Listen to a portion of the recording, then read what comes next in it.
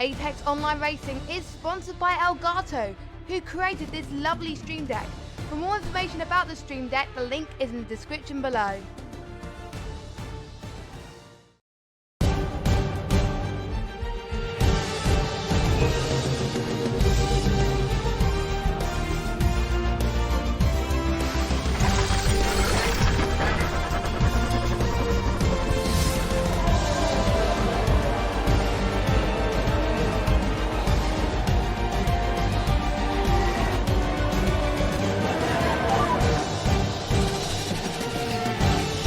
Good afternoon, ladies and gentlemen, mothers, fathers, daughters, sons, brothers and sisters. This is the Apex Online Racing iRacing GTE League Season 8 Round Number 9 here at the Twin Ring Motegi circuit.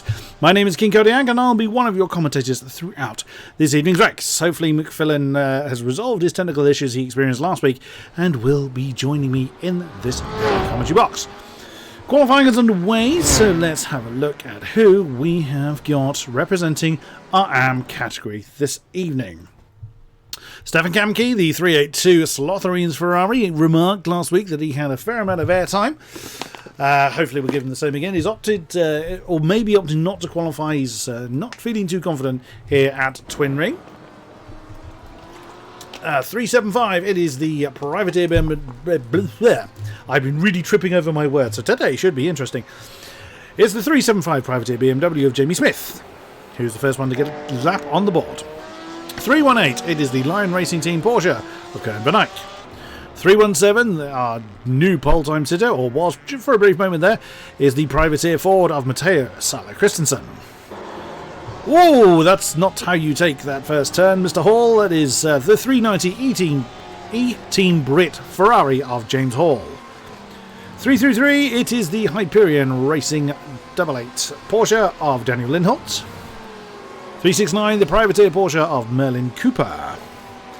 Everyone's favourite grinning Porsche is the 393 Hyperion Racing Porsche of Carissa Yardley. The 398 privateer Windows 98 livery Porsche of Ariana Henstra. 387, the Gold Team Racing Ferrari of Cyril Bergeret.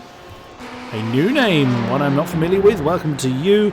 You've come out when you shouldn't have done. That's the number 245 privateer Ferrari of Stephen Brumfield. Now that's he's in the Pro-Ams, as you can see. He's liveried up as such. He should not be out yet, but new. We'll give him the benefit of the doubt. He has come out when he shouldn't have done. I think that's all of our AMs that are with us this very eve. Now, as a forewarn, one, as I mentioned earlier, I've been tripping over my words all day, so I am likely to continue to do so, which should make today's broadcast rather interesting. Two, I have only commentated this circuit once before, which I forget it was last season or the season before with Stevie. So I am really not familiar with this circuit. So I'm really hoping that Phil is able to join me this time. I know that he is normally delayed in getting to me for sort of family reasons, which is absolutely fine. And he had technical difficulties last week, which is why he was not able to join me for Bathurst. Also, contrary to what I said last week, I did say that we would not have a stream this week. Well, you can quite clearly see that we are. That's because things in the background changed, which meant I was able to attend this evening. Now, for those that are not familiar with the setup, this is how it works. With our 39 drivers that are with us, 3 categories are contained within the AM category, which is who we're looking at the moment. The blue flag. Oh, that was our rogue Pro-Am that we've just seen, Stephen Brumfield. But welcome to you nonetheless. Now, the blue sash names that you can see on the results tower on the left indicate our AM drivers. They are blue highlighted. The numeric plate and the sash across the top of the windscreen is blue, indicating they are AM category. Currently headed by Jamie Smith with a 1:45.216 in the BMW. The Pro AMs are the green highlighted names, and the reds are the pros. They don't all hit the track at the same time. The AMs come out first for the first 8 minutes of qualifying. They have got another just under 3 minutes to go before the Pro AMs will be released. The Pro AMs then have their 8 minutes, and then the pros have their turn as well. Now, Phil, in order to overcome his technical difficulties, had to actually join as a driver, which is why you will see co-commentator appear. Apparently he's car number 34. That was the only way he could join the session. He was having some technical difficulties, had to join as a driver, so will technically be trackside. And unfortunately the co-commentator name will appear in the results. Apologies for that, nothing we can do about it. It is just one of those things. So, Cyril Bergeret, who is currently second, has jumped back to the pits and has not reappeared. Chris Yardley up to third in class. Nicely done.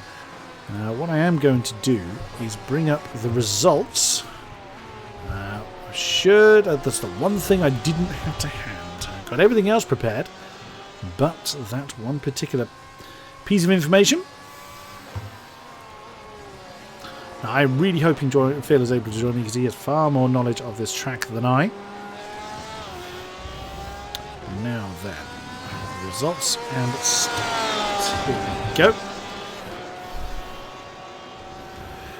Right.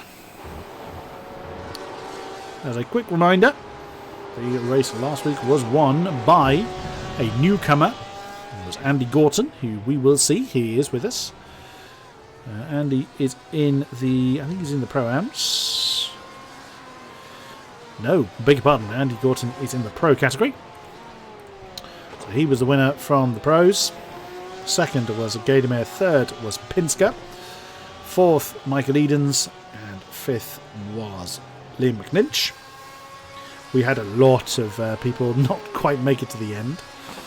That was our Pro contingent. Our Pro AMs was won by Marvin Sluman. Rano Luke, who isn't with us this evening, in second. Victor Matthias, who also is not with us, was in third. Fourth was Sebastian Riethmüller. And fifth was Kodeman. In the AMs was won by Daniel Lindholt, who is with us. Merlin Cooper in second. James Hall in third. Fourth was Stefan Kamke. And fifth, we only had... we had more finishers than that. Chris Yardley and Karen Van Eyck were awarded half points for the amount of distance they covered, but no, we did not have many AMs last week at the wildcard round, which, as mentioned, was Bathurst. And it did generate as much chaos and anarchy as you would expect it to. Put that away, we'll come back to that later. Which we have a look at. Our Pro-Ams are now released. So, as you can see, Chris Yardley is still going. Jamie Smith, Merlin Cooper. Oh, he's been that one. Kervin Ike still going. Where is that? That's the last couple of turns. So double left-hander, 12 and 13. Then sweeps round to the right for turn 14. Where does Cohen appear? He's 12,000 off the back of Yardley. He is currently 6th in class with a 145.9. He does improve. A 145.3. Nicely done. Jumps up to second. And that is his day done. And now Broomfield has come out. I'm not sure how that's going to be handled because he has technically set a qualifying time. So I don't know how that's going to be handled. Maybe that will just be disregarded. And a 147.9 for Rienstra. He is still out there. Where is he? I'm not entirely sure where he is on track. I think I know where he is. He's on that long back straight heading down towards turn 11. So he's now that hairpin that we saw him come out of is quite a tricky one. Also, that turn coming through turn 11, I seem to remember, was very tricky last time for our GTE drivers. So we'll see how well these guys can handle it. And once Rien has finished his lap, we will then have a look at who is representing our Pro-Ams. and he sets a 47.5. Does improve on his time, but not his position. Remains currently in 10th, which is 9th in class. So, as mentioned, there is our debutant, Stephen Brumfield. Welcome to you. We have got Sebastian Riethmiller in the 274 VEC Sim Racing Cyan Ferrari. We have 264, the Hyperion Racing X Porsche of Daniel Nesterowicz. We have people setting times, so their names are moving around. We do have Victor Matias. There he is. He's the 204 Hyperion Racing 88 Porsche. Martin Kodeman in the 296 Diesel Race Team Ferrari. Jake Saunders in the 227 VSR Porsche. So I got distracted for a second there. Where are we? 241, the Lion Racing Team Ferrari of Marvin Sluman. 277 wasn't with us last week. He is here, as you can see, the Team Tepper Ram Racing Porsche of Alex Schmidt. 257, the VEC Sim Racing Rouge Ferrari of Alexander Godefroy. 203, the Venom Motorsport Ferrari of John Halliwell. 274, the VEC Sim Racing Cyan Ferrari of Sebastian Riethmiller. 254, the Privateer order. Also, I think he's also got the Windows 98 livery on him. It's Craig Dancy. 226, the Team Tepper Ram Racing BMW of Arjun van Putten. 270, the Raptor Racing Ferrari of Alejandro Pontecorvi. I think that... one more. 262, it's the Sim Racing Channel of the SRC Ferrari of Robetti Edouard. I believe that is all of our Pro-Ams. Still technically being led by Brumfield, but that may well... I'm not sure how, like I say, because he's come out of the wrong segment. He came out in the AM qualifying and set his AM. Although Arjun van Putten has just set a time that is 2 seconds quicker than that, so may well be for naught anyway. But Arjun van Putten jumps to the top of the table. 53,000 behind him is John Halliwell for Venom Motorsports. Pontecorvi has put in a 145.3. Oh wow, that's a very busy bit of track. Schmidt is the first one to break into that gravel trap, but also the first person to break 145 with a 44.842, jumping to the top of the tree. Very nicely done indeed. Who else shall we have a look at now? Sanders' time was he has got a 158 at the board, but I think we can safely say that will be improved upon. Who's just set a time? Cooper? Yeah, Merlin Cooper has set a time of 145.522.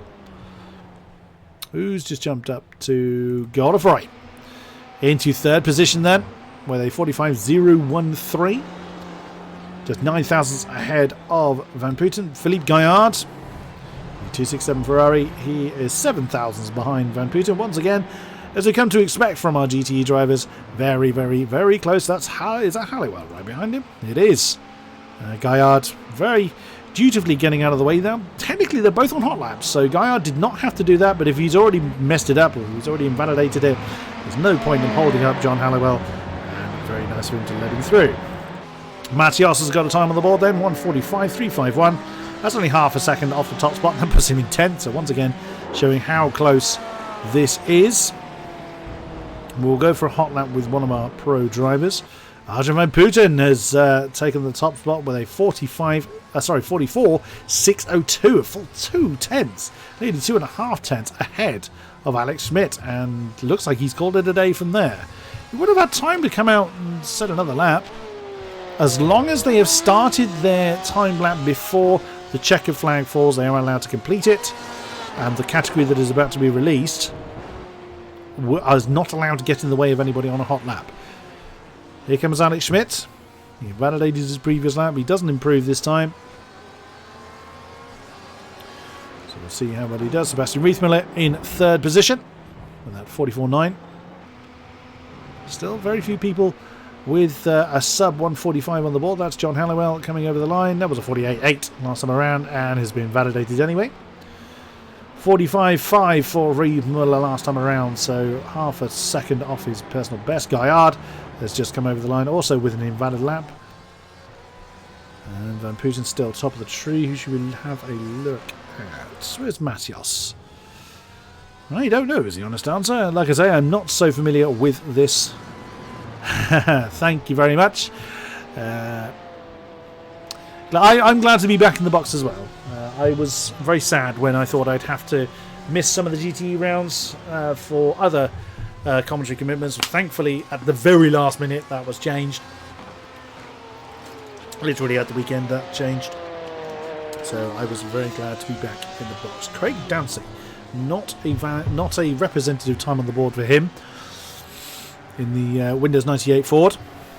So he's just gone around that hairpin at turn 10. That, I'm told, is a bit of a trouble spot.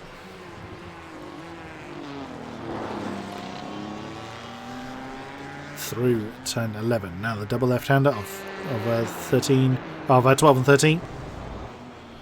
What can Craig get on the board? It's a bit more representative, but still quite some way off the pace. A long way off the pace indeed, 150.6. So there's a lot of time Craig has to find. Another 20 seconds before our pros get underway. Where did Edouard go? Oh, Roberti Edouard has he's binned it. He will start from the back of the field. Oh dear, oh dear. Not a good day in the office for him. And now the pros have been released. There they go, look. And there's a lot of them. It looks like the pros this time are going to be our biggest contingent. There's usually our pro-ams. Oh, no, Craig is not going to improve by doing that either. So he will remain at the back of the pro-am field. Phil, are you with me? I might be. Hurrah! Hello, sir. Hello. Good to have you back. Well, it's good to be back. Awesome. Right, let's have a look through our pros then.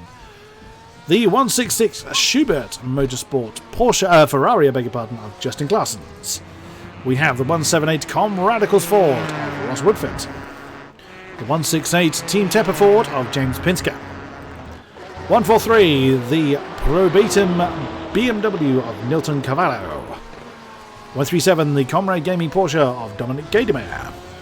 186 the VEC Sim Racing Magenta Porsche of Sylvia Moraine.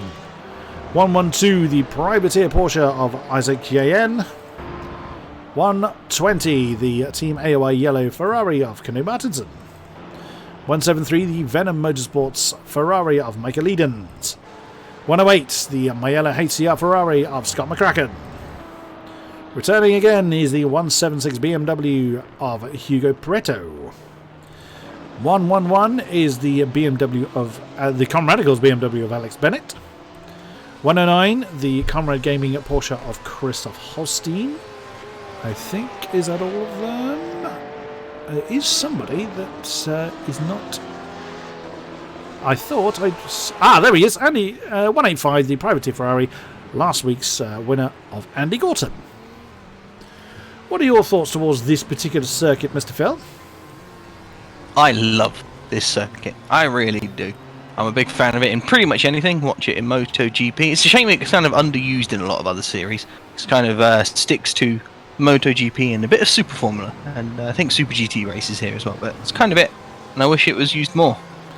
The only experience I've had of this circuit was commentating it last time we were here with the GTE League, and that was me and Stevie covering this one, and that's it. I know squat about this circuit, other than it's pretty damn tricky.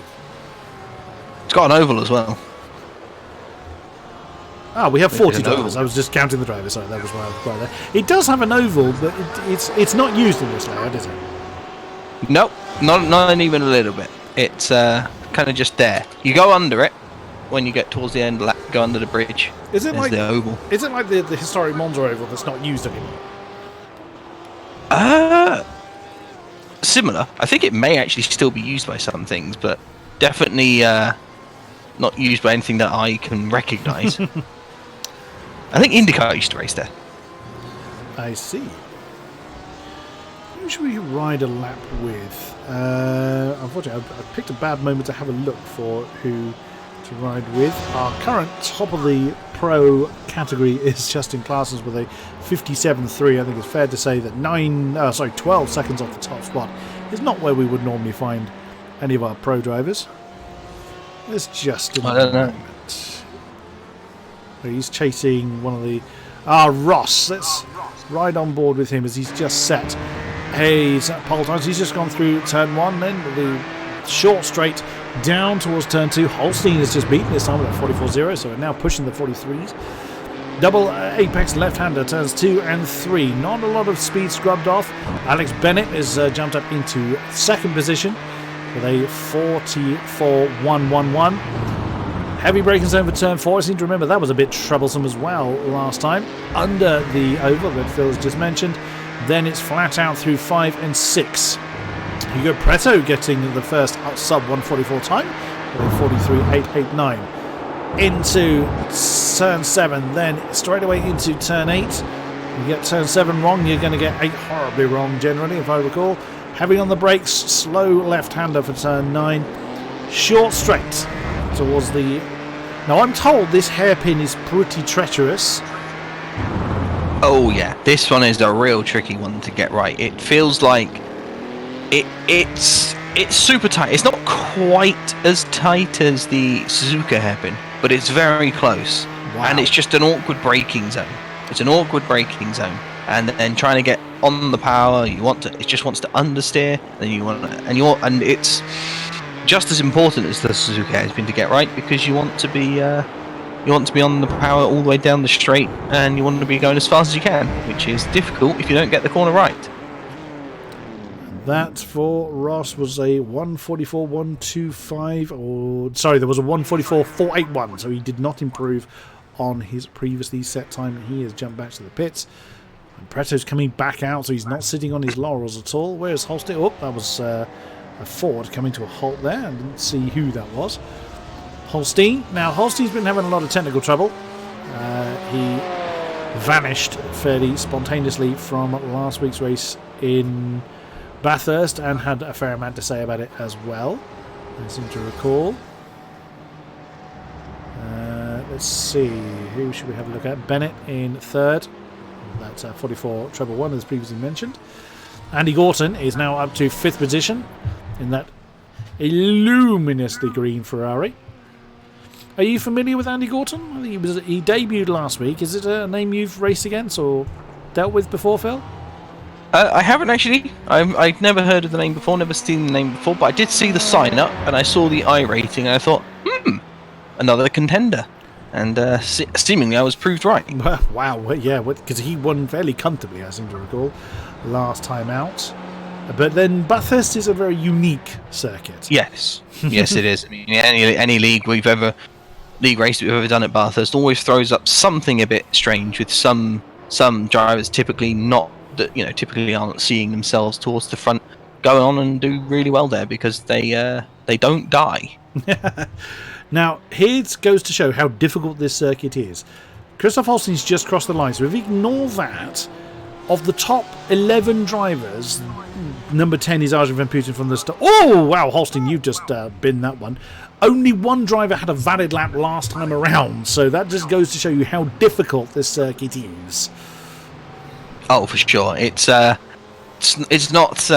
surprising because you sort of look at it and the track layout itself doesn't look particularly difficult. It's not got any sort of super tricky corners just on the basis of it. But then once you get onto it, they're kind of just a little bit awkward. Some of the braking zones are a little bit shorter than you expect. Some of the apexes are slightly difficult to see, and it's very tricky in a lot of areas. But yeah, I think as I said, I love this track a lot, and I think it's one of those ones where once you get used to it, it all starts to come together a little bit, and it's great to nail a lap around here.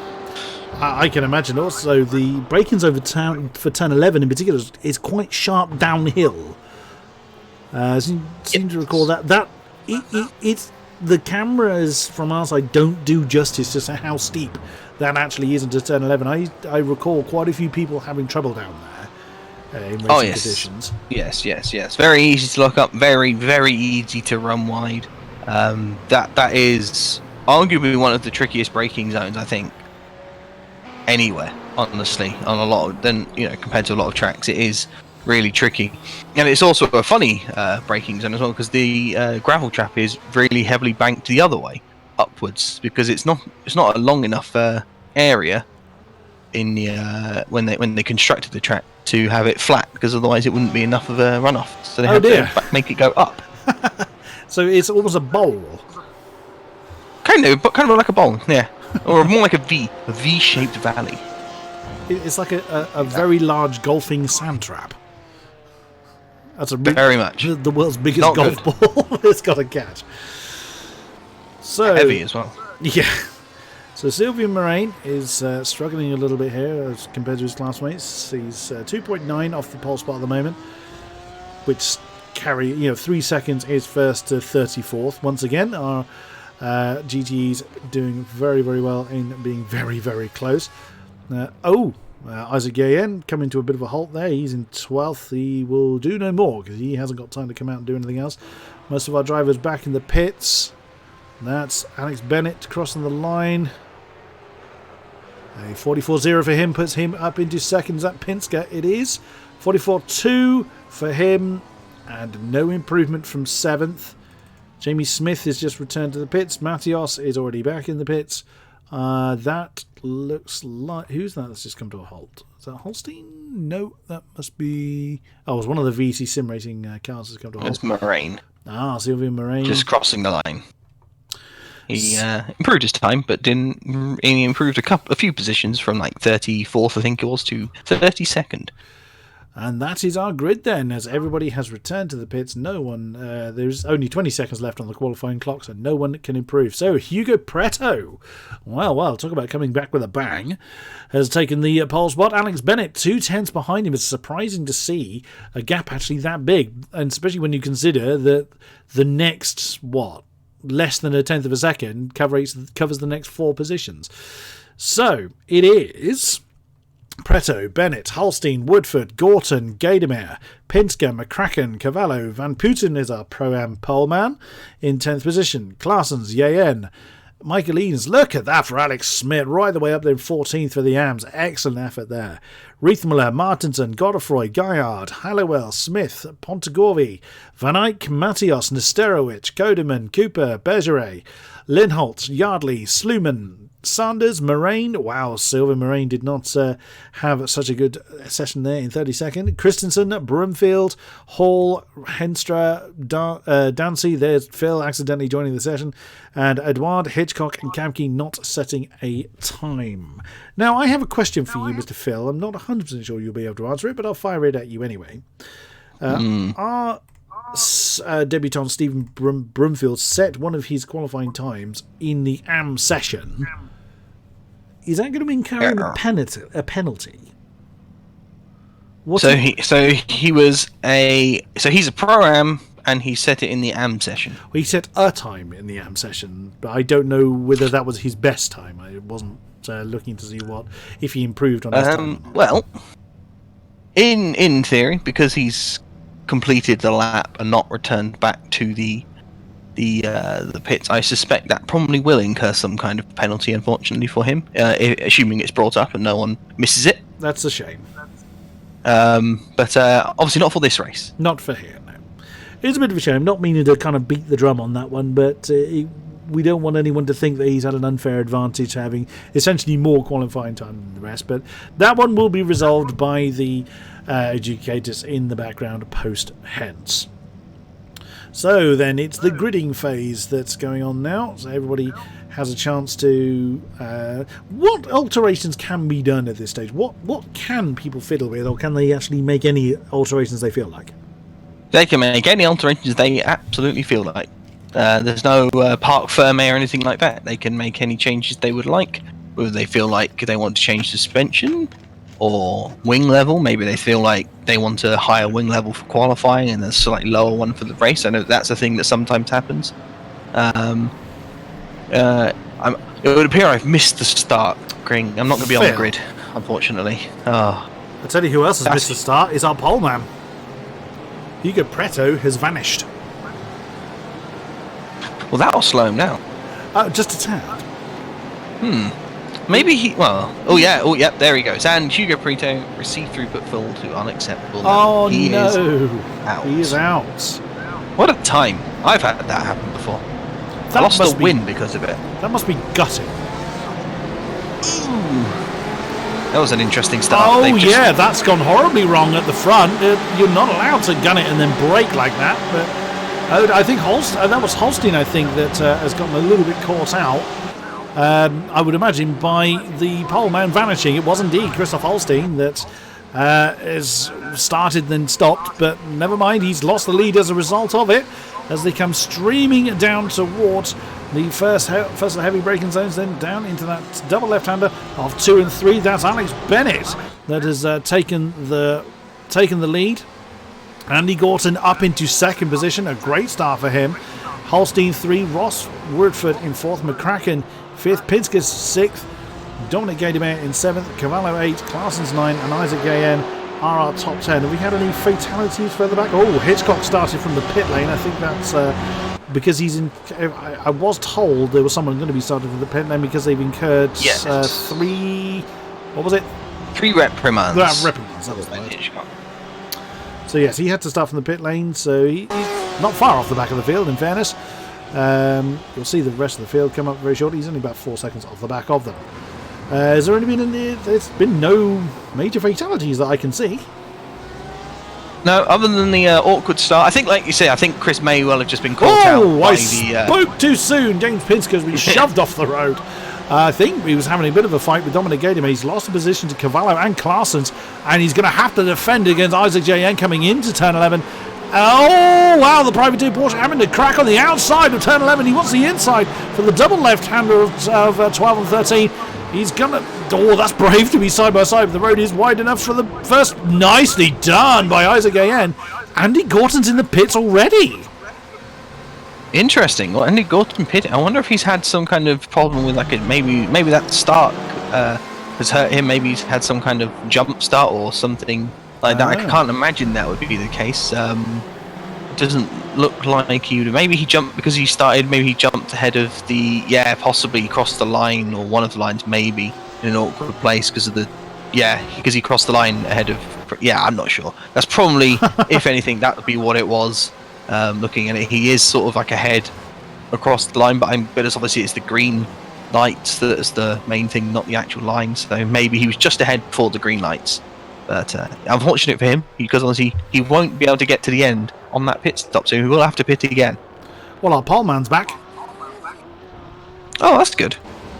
James Hall is in trouble. He's falling a little bit through the field. He's down to 35th now. He's side by side with Rihanna Henstra almost. He has managed to slot back in front of the Porsche, but yeah, that reconnection for Preto has put him over a minute behind. Oh, no trouble for someone. That's Michael Edens. Oh my goodness me, he prided himself on having, I think it was 3 races in a row with 0 instant points, and he got punted off the road. I can't quite see who that is. Oh, that's not, is that Van Putten? It is, it's Arjen Van Putten that has actually accidentally nudged Edens, and round he went. So that put Michael Edens, where on earth has he gone? Where has he gone? Oh, the garden, maybe? 30, very nice. 36th, all the way down to near the back of the field. Hugo Preto, as you saw, they're getting the fastest lap. Then meaning business to try and make up time as Edens trying to get on the inside. Oh, we've got trouble. That was someone having a 0. Oh my goodness, the names are moving around too much. Martin Kodeman's in the pits as well, so he's had trouble. James Hall. Was he the one? I saw someone with a negative speed. Oh, wow. Yep, there he goes.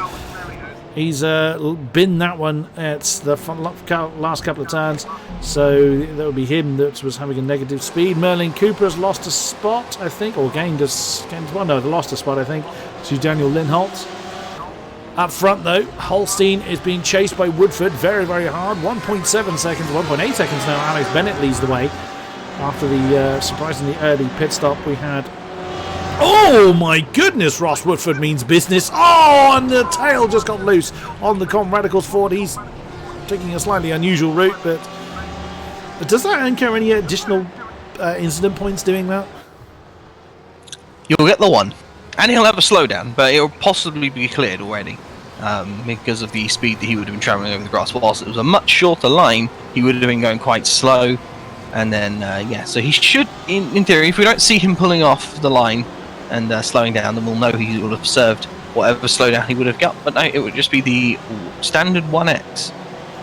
James Pinsker has just overtaken Isaac Gahan for 8th position. Hugo Preto, another fastest lap. There is Canoe Martinson trying to overtake the... Oh, that was nearly an incident there, as Canoe just manages to duck from behind the Pro-Am leader of Arjun Van Putten before slamming into the back of the BMW. So he moves up into 10th position overall. Now no one in between him and his classmates. So Alex Bennett is having a bit of a stormer, but unsurprisingly not many people without any instant points. Another one in the pits, Cyril Bergeret this time. I've never seen so many people come into the pits this early. It's interesting. I can only assume it's something to do with some kind of penalties. Oh, Ross Woodford has gone again. He's really trying to get past Holstein. He keeps attempting on the outside, and that's twice he's got it wrong. Yeah, interesting. There he goes. Oh, it's one of those really slow, clumsy kind of spins, isn't it? That must feel so gutting as a driver. Oh yeah, for sure. He'd have been getting hard on the brakes and then just locking up the rears, just sending him into a slide, and unfortunately just not able to catch it at certain speeds when it's going around like that, because as soon as it's weighted too heavily, it's pretty much impossible to catch it, especially in certain corners like that. But he is trying hard, and at least he has more cars to attempt overtakes around the outside of now. Get a bit of practice in before he gets back up to the pros. Yeah, that's what it is. Dress rehearsals all the way up to Chris, and then he'll get him eventually. And maybe that's his plan. And he's just gone a little bit wide there, got himself another 1X. That's 11 on the incident count he's got already as he slices past Sebastian Riethmiller into... Where's that? That's turn 10, isn't he? He's just gone through. But very few people with, or comparatively very few people with 0 on the incident count. Last week we had a lot of people with 0 for quite a long time, but then Bathurst the wall is rather greeting you, so as long as you stay out of those, yes, you're fine in most cases. You're pretty much Bathurst. You pick up a 1X on 2 corners, the final corner and the corner before the final corner. Yeah, and that's it. That's pretty much it. Otherwise it's death. Yeah, yeah. Oh, that's someone else. That's Merlin Cooper that's in trouble. Oh no, Merlin.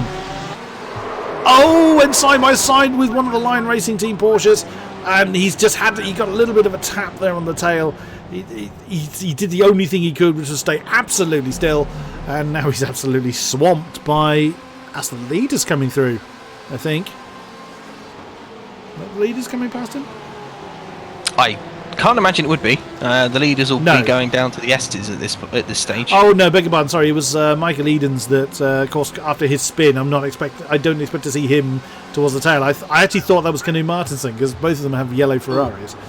And an unfortunate, another unfortunate page in the book of misery that is Hugo Preto's race. He looks like to have disconnected again. Oh, not again. There you go. Yeah. There, he's just gone. Yep, gone again. He won't be able to reappear now, will he? Or will he? Well, he can keep on attempting to join and keep going around and around and around. It's just, I can't imagine it would be particularly useful if you keep disconnecting. No, it's not going to help your progress through the race any. At least he won't be last. I'm last. Well, that's true. You have guaranteed the wooden spoon, sir. Bravo. That's what I was here for. 4 seconds, Alex Bennett's lead now over Holstein. Holstein to get him out, holding second and third for Comrade Gaming. Hopefully Holstein's connection holds out. But then you've got Scott McCracken, the lead car with 0 on the instant count, staying very close to Gadimer. We haven't seen a great deal of kind of strategic racing going on. There's not a lot of kind of you hold the slipstream, I'll stay behind you. There's been a lot of punch and counter punch going on, which I'm quite happy about. Yeah. Well, it's interesting to say that, because a lot of this track really lends itself to fighting back and trying to regain position because of the nature of the corners. I know that car racing is very different to bike racing and MotoGP, but every time you come here in MotoGP, you always see the same thing. Pass at one corner, get past on the exit, pass at another, get past the exit. It happens all the time, and it's much like here, because of the way that it is, getting on the inside, you struggle to get the exit in through the next corner, and obviously that means the person behind you gets a better exit and they get a chance into the next corner. and there's enough straights to just get enough slipstream as well to close you up a little bit extra, and that's why I love racing on this circuit. Awesome stuff. It does look a very challenging circuit. Look at that. For sure. Yeah. Look at that. The Pro-Am and Am leaders are only 2 positions apart. You've got Arjen van Putten in the Tower is saying he's 10th. He's not. He's been overtaken by Ross Woodford. So they're actually let's see. Oh, Alex Smith actually, I think his colour's wrong, of course. Well, we're actually using last week's overlay. Alex Smith's actually been promoted to the Pro-Ams, I believe. And that blue sash on his name is incorrect. I think that's right. Yeah, it's correct. He is now Pro-Am. He is 277. Yes, so the actual AM leader is Jamie Smith. He's in 17th position. He's not actually that far behind the Pro-Am leader, in fairness. Only about 5 seconds or so. So a decent effort for Jamie. Very much on his own. Cohen van Eyck is second in the Pro-Ams. He's 3 seconds down the road. There he is. The Pro leader, as we've already identified, is Alex Bennett. 4.1 seconds between himself and that pack that's right behind him. Nielsen Cavallo, a little bit off the back of Justin Claessens, who is 4th and 5th, who carries with him James Pinsker, Isaac Yayan, Canu Martinson, Ross Woodford on his intense recovery drive. He's now up to 12 on the instant count. Arjen van Putten, the Pro-Am leader, right there. He's got Alex Smith, as previously mentioned, not too far behind. There is Reith Muller, who's 3rd in the Pro-Ams. John Halliwell 4th. Alex Godefroy 5th. Very, very short succession. And as mentioned, Jamie Smith is our AM leader. Cohen van Eyck in 2nd with Daniel Lindholt. The Lion Porsche being chased by the Hyperion Porsche of Lindholt. There's Yardley, the ever grinning Porsche. He's always a happy man, isn't he? Oh yeah, he is very great. And Andy Gorton, he's up to 25th. Bear in mind, he started from the pit lane. Well, he did something. He went into the pit lane on lap 1. That's right, big one. Yes, he's already been in once. He's currently been having this big battle with Brumfield, Brumfield has been doing some very late braking to attempt to get past Marvin Sluman, but it's just been causing him to be quite slow on the exit, and now Andy Gorton has gone past. Obviously, Andy not fighting Stephen or any of the cars really around him for any sort of position in the Pro, but obviously he's attempting to cut his way back through to salvage something, but again, he'll have to pit one more time, which is really going to hurt him. Somewhat, yeah. Very, very odd. So we've had already at this early stage 5 people through the pits. Well, Kanki has just lost a position to Alejandro Portagovi. Not in the same class, so that won't be too much of a worry for him. Somebody else that's racked up quite a few incident points is Rianda Henstra down in last position. Ross James Hall as well. Oh wow, that got very lively for Henstra coming through the last few turns. Oh, pack there, Merlin Cooper, Ben Hitchcock and Cyril Berger having a scrap for 35th place. So as always, lots of fighting throughout the field. Also, I'm noticing the gap between Justin Claessens, who's in 5th position, the tail Ferrari in this pack, and Nilton Cavallo is getting smaller and smaller. It's now just shy of 1.2 seconds between the Portuguese driver in the BMW and Claessens in the Ferrari. Oh, that's close. So close to Scott McCracken. And still the gap up front between Gaydomir and Bennett continues to increase. That's what it looks like from Gaydomir's perspective. This is this downhill braking zone of 10-11. As mentioned, sweeps through that particular apex, but Alex Bennett is just dancing off into the distance. Nothing particularly to worry about for now. Well, yeah, for now he looks like he's pretty stable. Obviously now Dominic is the one in 2nd, not Chris, and Dominic looks like he has a bit more pace than Holstein at the moment. So it'll be interesting to see if he can close down the gap to the leader. Good will do. He actually did gain a couple of tenths that time around, did Gaydomir. Now Holstein is the one that is holding up this pack. It's very, very nearly a long pack of about 8 cars as opposed to 2 packs of 4. As Cavallo continues to chase off after Claessens, and amazingly there's Ross Woodford still on 12, so 12 instant points. He hasn't picked up any more, but wow, he's charging 145.2 his last lap. And Ross is the one with the fastest lap with a 45.0. I think. Well, technically it's Hugo Preta with a 44.6, but I think Hugo's going to struggle somewhat to do anything about that. Oh, there's a problem for Alejandro Portacorvi. What's he done? Oh, he's lost the tail at turn 1, chasing Michael Edens, and he's then done a bit of lawn mowing on the infield and had to then recover. There's Cyril Berger and Merlin Cooper side by side. Oh, well, that was nearly impact coming into turn. Where are they? That's turn 9. No, That'll be turn 5, I think. I always get lost here. It is kind of easy, especially when it's at night. I can understand that. There's 2 right-handers that are quite similarly sharp going into bridges. Can make it very tricky. Gaydemir is on the move. He is really starting to eat into that gap between himself and Bennett. He's taken about half a second off it in the last couple of laps. Now 3.9 between the Comrade Gaming 137 Porsche and the Comrade Tepper 111 BMW of Bennett. He gained another 0.3 that time around. Holstein is 1.3 behind him. It doesn't look... It sounds more than it looks, actually. From that particular camera angle, it looks more... Oh! Godefroy, I think, is round. No, Godefroy's still going. Who? I saw someone with a 0 speed. I'm sure that... I saw a lagging Alexander Godefroy. That's what I saw. Caught me out well and truly. What's just happened here? Because suddenly Bennett is... I think Mr. Gaydemir has made a mistake. Yes, he's fallen back into the clutches of Holstein a bit here. What's he done? That's what he's done. He's wandered too wide there, killed the cones. That's turns 2 and 3, I think. And lost a whole bucket load of time. He's a cone killer. The cones do regularly... that's Holstein then. Yeah, he's really under pressure here.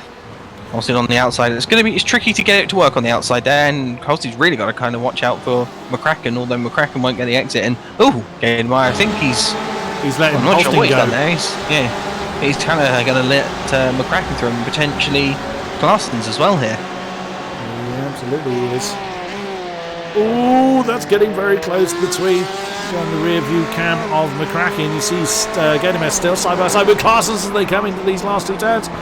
Oh, that's with the Porsche quite offline. Nice amount of racing room given, and now that's Cavallo that's getting involved, as well as Pinsker. Oh my goodness me, it's all kicking off. Look at that, Gaydemir from breaking away from that pack, chasing on after the leaders, now down to 7th. And there's Ross Woodford now that's getting involved. Absolutely amazing stuff, and is that Cavallo that's fallen down a little bit. Oh, Gaydemir is now down to 8th. Ross Woodford coming through. He didn't hit anything. Well, he hit the cones, and I wonder if somehow the cone is like inexplicably stuck in the car. Maybe I have seen it. A big issue. Yeah, well, it looks like he's driving about a bit. It looks like he's trying to dislodge something, but I can't see one. No, I can't see one. If there is one in there, it must be either completely stuck in the car or it's got the physical properties of existing, but without the sight. I have seen it before. You can't see it on the rear chase cam, so... I'm going to have a look, see if I can get inside the car. Go sleuthing. It's an amazing ability that you have there, Phil. I mean, I have seen it before, and he is wriggling around trying to dislodge it. That's exactly what I saw last time I saw someone with a cone, and we saw it on the camera last time, physically lodged in the car as Kenneth Martinson goes through. Oh, Pinsker and Cavallo are fighting for 5th position, coming through turn 10. That's going to be close on the chopper cam. You can see the Ford just on the inside of the BMW. Absolutely nip and tuck as far as speed is concerned. Can Pinsker hold that inside line? Is Cavallo going to try around the outside? No, Cavallo slots him behind the Ford. Now it's 5th position for James Pinsker. Oh, wow, Cavallo getting very close, coming into the double apex left-hand out of 12 and 13.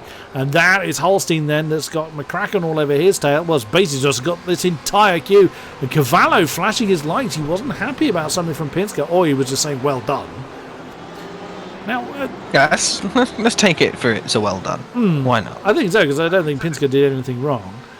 That's Woodford that's having a go now. And Gaidermate is now down to 11th. And he's still wriggling the car. He's got to be careful because he's right. Yeah, I don't think Alex Smith was best happy about that because he's weaving in between Arsene Van Putten and Alex Smith. He's got to be very careful doing that. Here comes Riethmuller and Halliwell now to make Gaidermate's day even worse.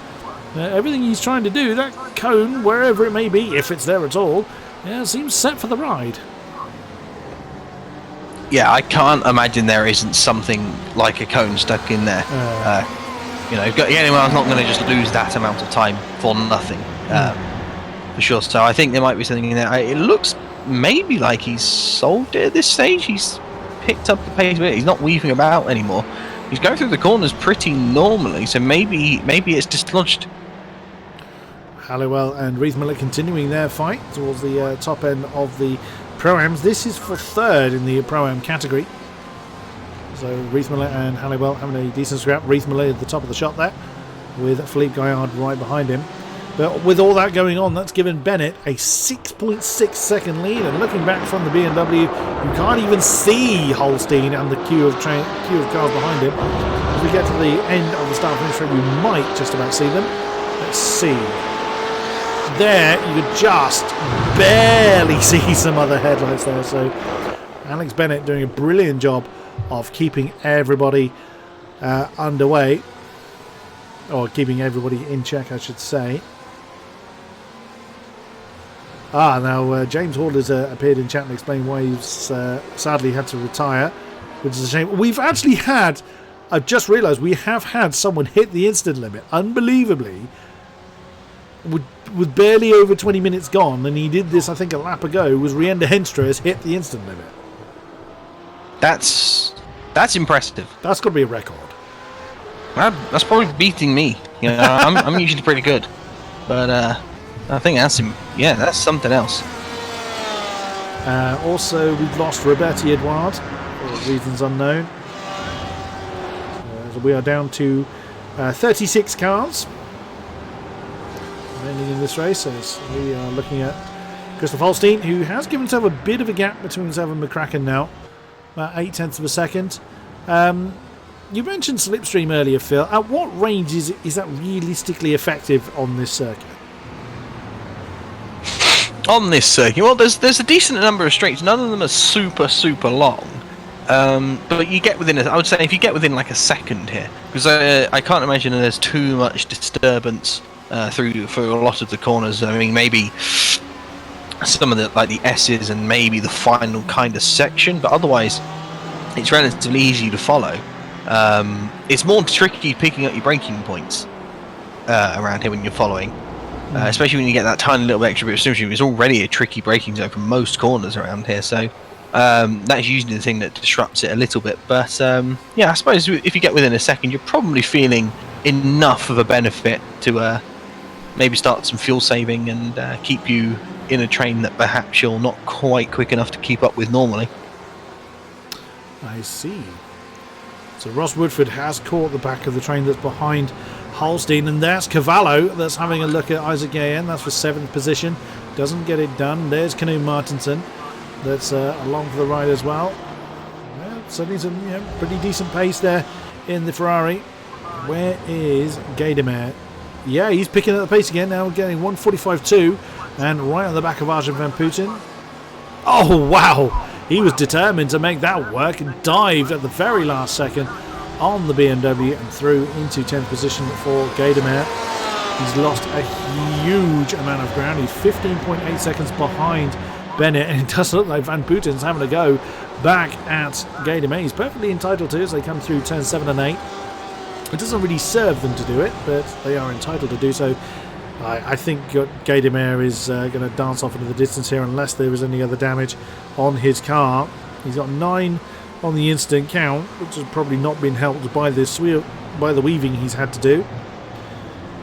Who else should we check in with? Andy Gorton with his first lap pit stop, up to 18th position now. Been getting between 45.2 and 45.5. He's chasing the AM leader, Jamie Smith, as they are heading down towards turn 11. And then you've got Nestero to Matios at the top of the chart there.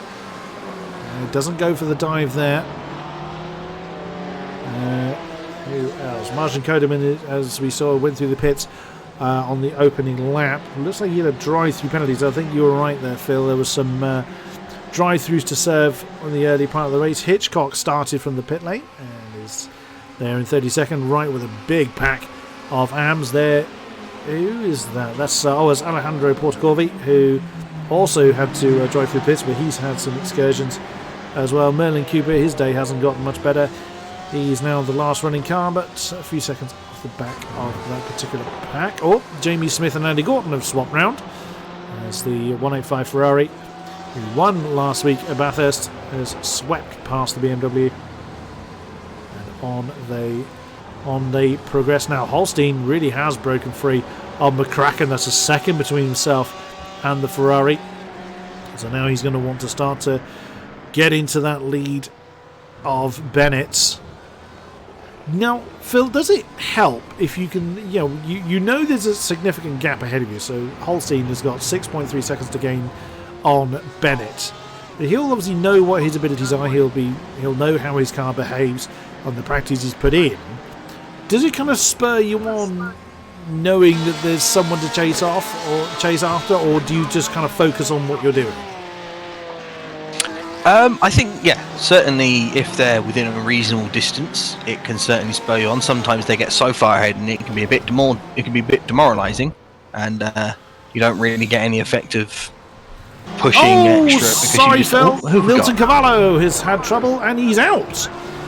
Oh dear. Oh yeah. Spin. Oh no, he's not. Sorry, he lagged. Oh no, he is out. He's returned to the pits. Milton Cavallo dropped that one at turn 11, I think. That wasn't that big an impact. I'm surprised. No, that's interesting. Yeah. Frustration, do you think? I mean, it's impossible to say exactly what they're thinking, but perhaps maybe he feels like there's been a touch. He's touched the wall and he thinks, maybe that's damage.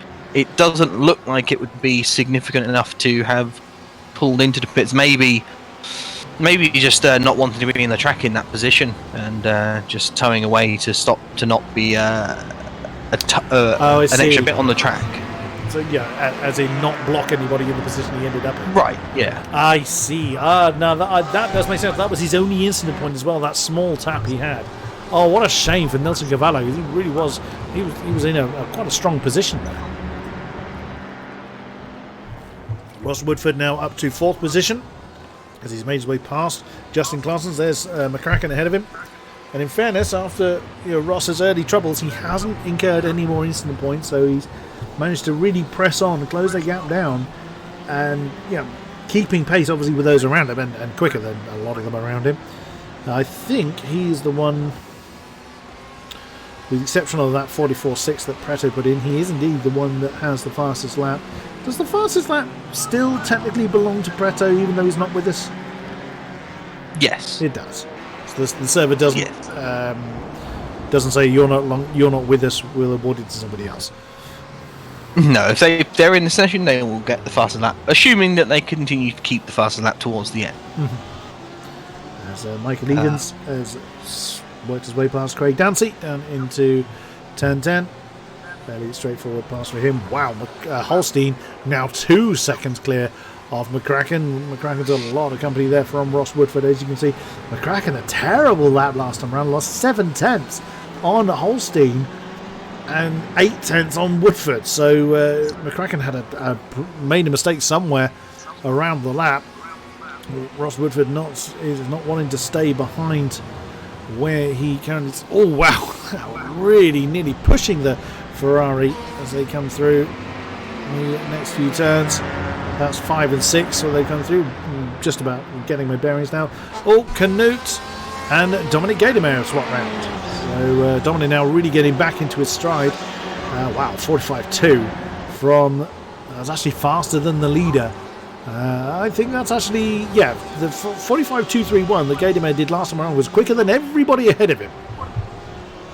And that's pretty indicative of what we were seeing before he had his cone excursion. He was going very fast. He was closing down Bennett. He closed him within half a second over 2 laps, so he was going wood. And then as soon as we said it, he went off the track. Oh, he's just gone off the track again. Slightly. Nothing to worry about in that sense. There's no cones there, so he should be okay. Oh, but yeah, McCracken and Woodford. Oh, one of them flashed in the lights. I think that was. I think Woodford was there. I did say at the beginning of the stream, Phil, I'm not sure if you heard it, that I've been stuttering my words quite a lot, so some of the words I might say might be interesting. I think Woodford is... What's he done? It looks like he's gone for the move. Locked up slightly and then had a little bit of a touch. I think then that just allowed McCracken to get back past, and then he's re-overtaken McCracken on the exit of the final corner when McCracken's run a little bit wide. There's also actually allowed Claessens to pass McCracken and Pinsker. So McCracken has, had a bit of an unfortunate one there. I think as soon as you get offline with so many cars close behind you, it's very difficult to then do anything because you can't move over to defend because there's someone there every time. So yeah, that's unfortunate for him. Hopefully for him, he can clear his head, get his pace back up, and go after them. Question in chat, Phil. When do sign-ups for Season 9 open? Answer on that one? After Season 8, probably. Well, there's only a week's gap in between Season 8 closing and Season 9 starting, so do the sign-ups open any earlier than that? Oof, it's a good question. Usually, for when I do them, we usually aim for sometime in week 13, not too long after the season ends. Something in there gives people a bit more time gives us a bit more time to set things up properly. But other than that, I couldn't actually tell you the specific answer. Fair enough. Keep an eye on the forums, essentially. It'll all be announced on there.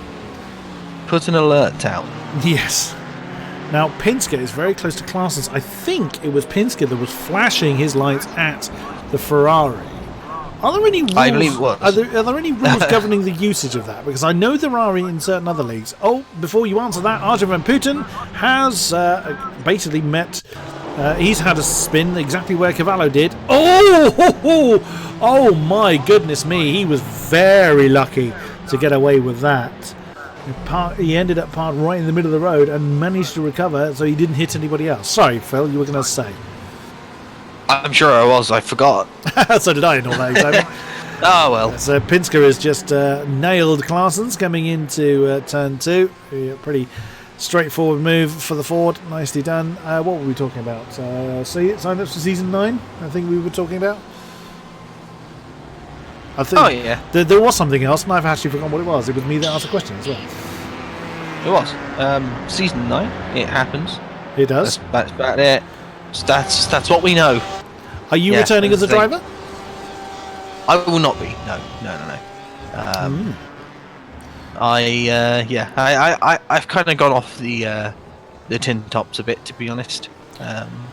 It's a lot more tricky with my driving situation. Have you broken your control pad? No. It's tricky on the control pad more than an open wheel car. Really? I thought they would be the other way around. Yeah. I thought the Tintos would be more forgiving. There's a bit more tyre wear and tyre stuff that you have to figure into running GTE. More specifically GTE and GT3, because I can do some of the others. But for GT and GT3, those specifically is tricky on tyre wear because I can't be smooth, but as smooth, and that really kills it. And I like to drive the Ferrari as well, which likes to destroy the tyres anyway. So, I make it difficult for myself. I see. Well, you're always welcome alongside me in the commentary box should you choose to do so. It's like a mission impossible. Should I choose to accept it? Maybe. We'll see. I tend to sometimes find myself busy on Monday nights, randomly. Fair enough. Oh, who was that that's making a move? That's Andy Gorton. That is still proceeding through the field, up into 14th. Oh, he had a little bit of a wiggle coming out of turn 1. And that's Godefroy directly behind, who has slotted back behind the Brazilian-flavoured Ferrari. No continue. Oh, Isaac Yayen and Gadamer swap around. So Dominic Gadamer continuing his charge. Oh, is that someone? That's Craig Dancy in the pits. That's a little bit more at a time when we would expect. Oh, Hitchcock's had a problem. What's happened to Ben Hitchcock? That's Craig Dancy. Where did Hitchcock go? Oh, there we go. Oh, wow. Drop that big time coming into... Well, an interesting point is Dancy has just come to the pits and then quit. He has. Dancy has retired the car. So that was the final chicane, I think, for Ben Hitchcock, who's now on 18 incident points. We may lose another before too long. Yeah, Craig Dancy has decided to retire the car. He's gone. He will not partake any further. That's a bit of a shame.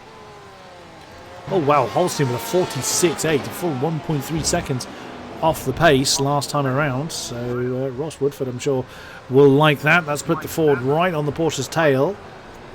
Oh, Gorton's gained another one. That's Philippe Gaillard.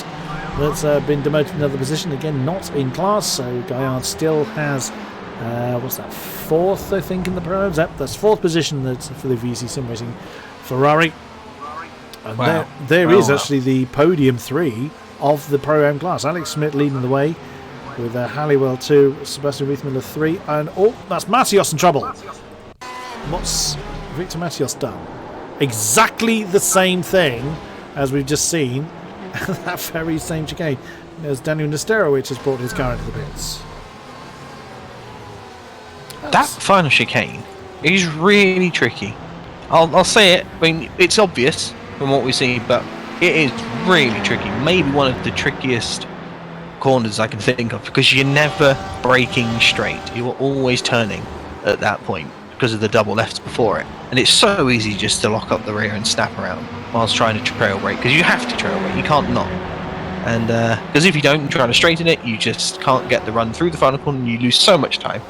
And so it's really, really hard. Something I hadn't spotted earlier, which might be why we haven't seen Nilton Cavallo return. He's appeared in chat. He's got wheel problems again. So sadly, we have lost Nilton Cavallo to technical problems. Sam also asking, how does one become a commentator? Essentially, you speak to me. As I'm head commentator here at AOR, you have a chat with me and we'll have a chat about commentating, essentially. Contact me on the forums, contact me on Twitter at King-Kodiak_UK, and we'll take it from there. You don't even have to be good at it, like me. Mr. Reed, give yourself the due credit, sir.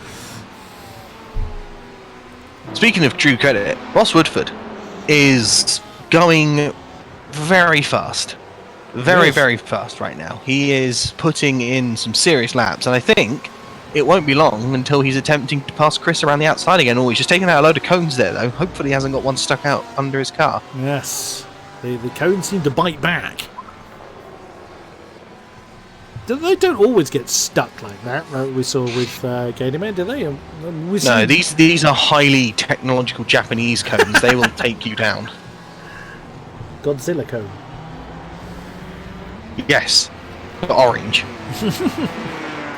Oh, that's Jake Sanders in the... Now, did he recover to the... No, he drove into the pits. Never mind. Jake Sanders bringing his car in for a scheduled stop. I wouldn't be surprised if we start seeing a lot of other people doing the same thing. Did someone in the background just spin? No, that's just the way the light flickers on the... I thought I heard someone's engine die then. Godefroy and Gaillard very close together. They have been for quite a while. The VEC Sim Racing side. Well, there's actually a three-way VEC battle there of Riethmüller, Gaillard and Godefroy. And they've been like that for a while. That is a battle for third in the Pro-Ams. As Halliwell and Smith are not too far down the road. That's where Smith is, and that's where Halliwell is. Who's got Andy Gorton that's continuing his incredible recovery drive. I don't think Halliwell was interested in that one. That seemed very easy for Gorton. Through he went. But that VEC three-way battle continues to rage on. Riethmüller, Gaillard and Godefroy. Certainly no team orders going on there. You'd hope not. Now, you've teamed up with other drivers before, is that correct? I have, and as I team up, I also say that Ross and Chris are going at it, and I'll continue my thing whilst we watch those, I guess. Yes, I have teamed up with multiple different drivers. Been teammates in endurance racing with some of the people in this series. By some I mean Chris and Fizz. Do you tend to sort of think of a team orders type strategy, or is that really purely dependent on the series you're racing? Well, we've never done a team orders thing. Usually, what happens is when I'm with a teammate, is it will typically be if that teammate is going faster than me, but they're behind me, I will just let them through easier than pretty much anyone. Well, I'll just let them through, whereas everybody else, I will obviously not. Stuff like that. So you kind of it does work out more as a team thing than I would say like in a Formula 1 or something, where you kind of out for yourself. Whereas in when I'm working as a team, you're working. You are actually working as a team because you want to win. You want to win the team thing as well. But yeah, it's oh, look at that. Ross, is he actually going to get him around the outside? Has he done it? Oh, yes, he's done him. He did it. The brakes just worked. Now, Ross was very furiously flashing his lights at Holstein earlier. I didn't even see what the issue was, but here comes Holstein again. Have another crack at Ross Whitford, but no, can't get alongside the Ford. But it does look like that Ross has had the pace on Christoph for quite some time. There in the background, you can see Pinsker and Claessens, but they're still some distance away. Is Holstein going to try and outbrake the Ford? No, is Ross very late, returning to the racing line, coming through turns 2 and 3. Ooh, this battle could go on for a while. Oh, have we had trouble back there? No, that's Chris Yardley coming into the pits. So, no, I saw his speed come down, and that was why. Now, why do these drivers flash their lights? Is it a distraction technique? Is it annoyance? What tends to prompt these drivers to flash their lights or something? All of the above. It's yeah. I think a lot of the time it's not so much frustration. It's more of look. A lot of the time it's look. I am faster than you. I don't want to fight too much because I don't want to lose so much time. Work with me, and we can catch the car ahead. That's kind of, I feel like, where I see it most. Sometimes it is just pure frustration of, you cut my nose off, or you give me a slight tap. Don't do that. And sometimes, it's a warning, or as you say, distraction. Maybe not. I don't see it as a warning as a threat, but a warning as I'm here. Don't attack me, and that kind of thing. Or if you're me, you accidentally have it set to your left stick, which is your steering, and every time you try to brake, you flash the lights. Nice. Which gets very distracting. Oops. It definitely didn't happen in an endurance race that we did once. No evidence, no one saw it. Interesting, John Halliwell seems to have fallen into the clutches of this VEC battle. He's made a mistake somewhere because he was some seconds ahead of them. Oh yeah, he was right on the back of the cars that were ahead of him. That's Reith Miller that went for a bit of an excursion there.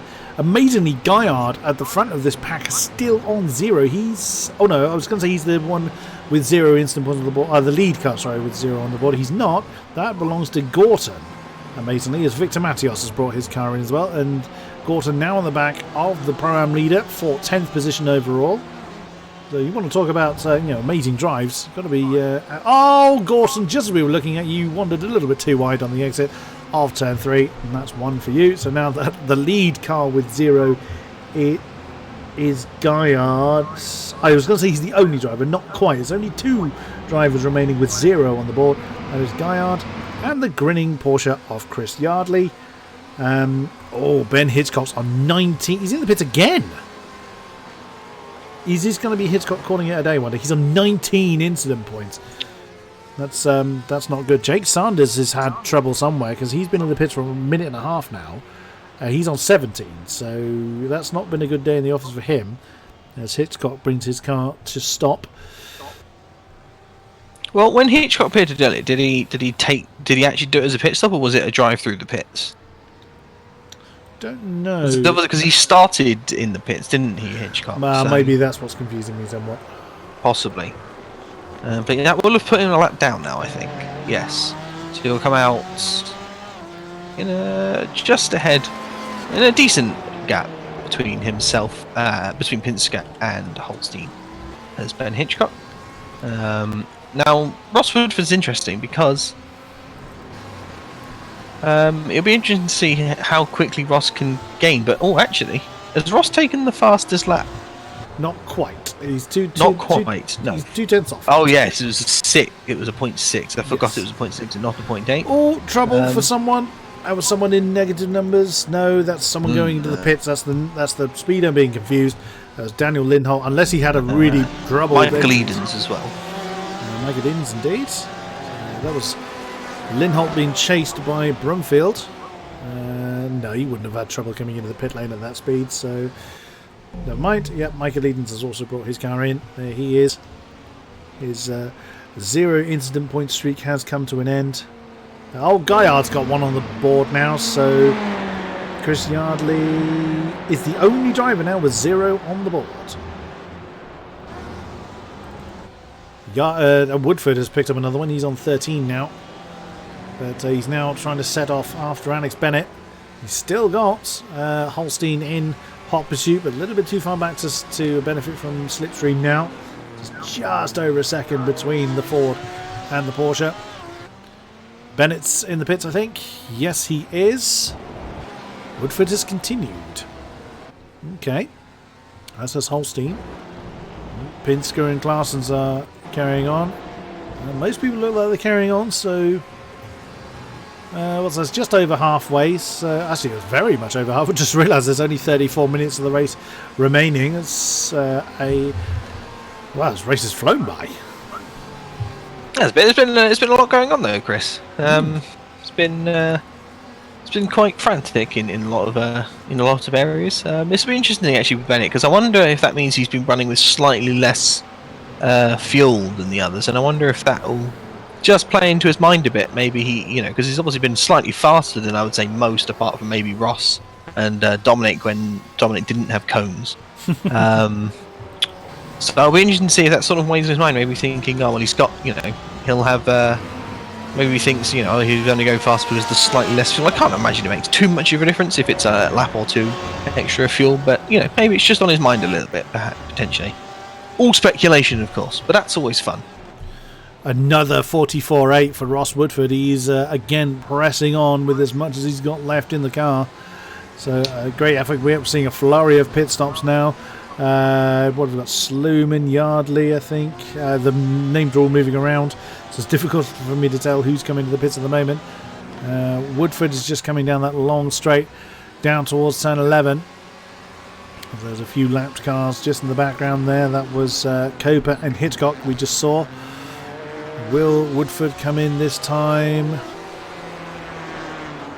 Yes, he does. So only one lap difference. And Holstein follows him in. Generally, the lead pack all follow one another. Yep. Pinsker comes in along with Claessens. Gadamer has continued. In a very classic Dominic fashion, I think. Likes to go a little bit longer. Yeah, that's... I tell you what, we were saying that the final corner is tricky. The pit entry is also really, really, really tricky here as well. It's just that final complex of either the final corner or the pit lane. Doesn't matter which way you go. Take the pit lane, take the final corner. They're both just as tricky as each other. Yeah, there's a massive amount of cars coming in. Holstein, Woodford, Gorton, Pinsker, McCracken, Claessens, Yayen, Reith Miller. Can't read them all because they're all moving around. So who has won the pit stop battle then? As Bennett, unsurprisingly, has come out. But Woodford has... They were only about a second difference in the actual pit stop, but that gap seems to have utterly vanished. Well, not vanished, but he's had a fair, significant chunk taken out of it. It's now 4.4 between Woodford and Bennett. That was much bigger than that. Holstein is about where he was before. Claessens and Pinsker are still nailed to one another. The Ferrari having a look on the Ford at the moment. There's McCracken now with no one either side of him. To any great degree. There's Isaac AM, much the same. Oh, what's happened to Godefroy? Nothing. He's lagged again, which causes his speed to read 0. That's Moraine and Brumfield coming back out of the pits together in 25th position. Moraine is in 25th position. Where's Gatormail? What's he up to? 14 on the instant count. So he's going to have to really start paying attention to that. He's surely coming in this time, which he does. Canute is 10 seconds behind him. Well, we'll watch on the nose of Canute Martinson just to see how tricky this pit lane is. Oh yeah, because you're really tanking it from, you come through that turn 12 apex, and if you get that wrong, that's going to make your pit lane entry rather tricky. It's certainly, and I'll be honest, the one that you chose to follow there, he absolutely nailed it. How dare you, Canute? How could you possibly do that to us?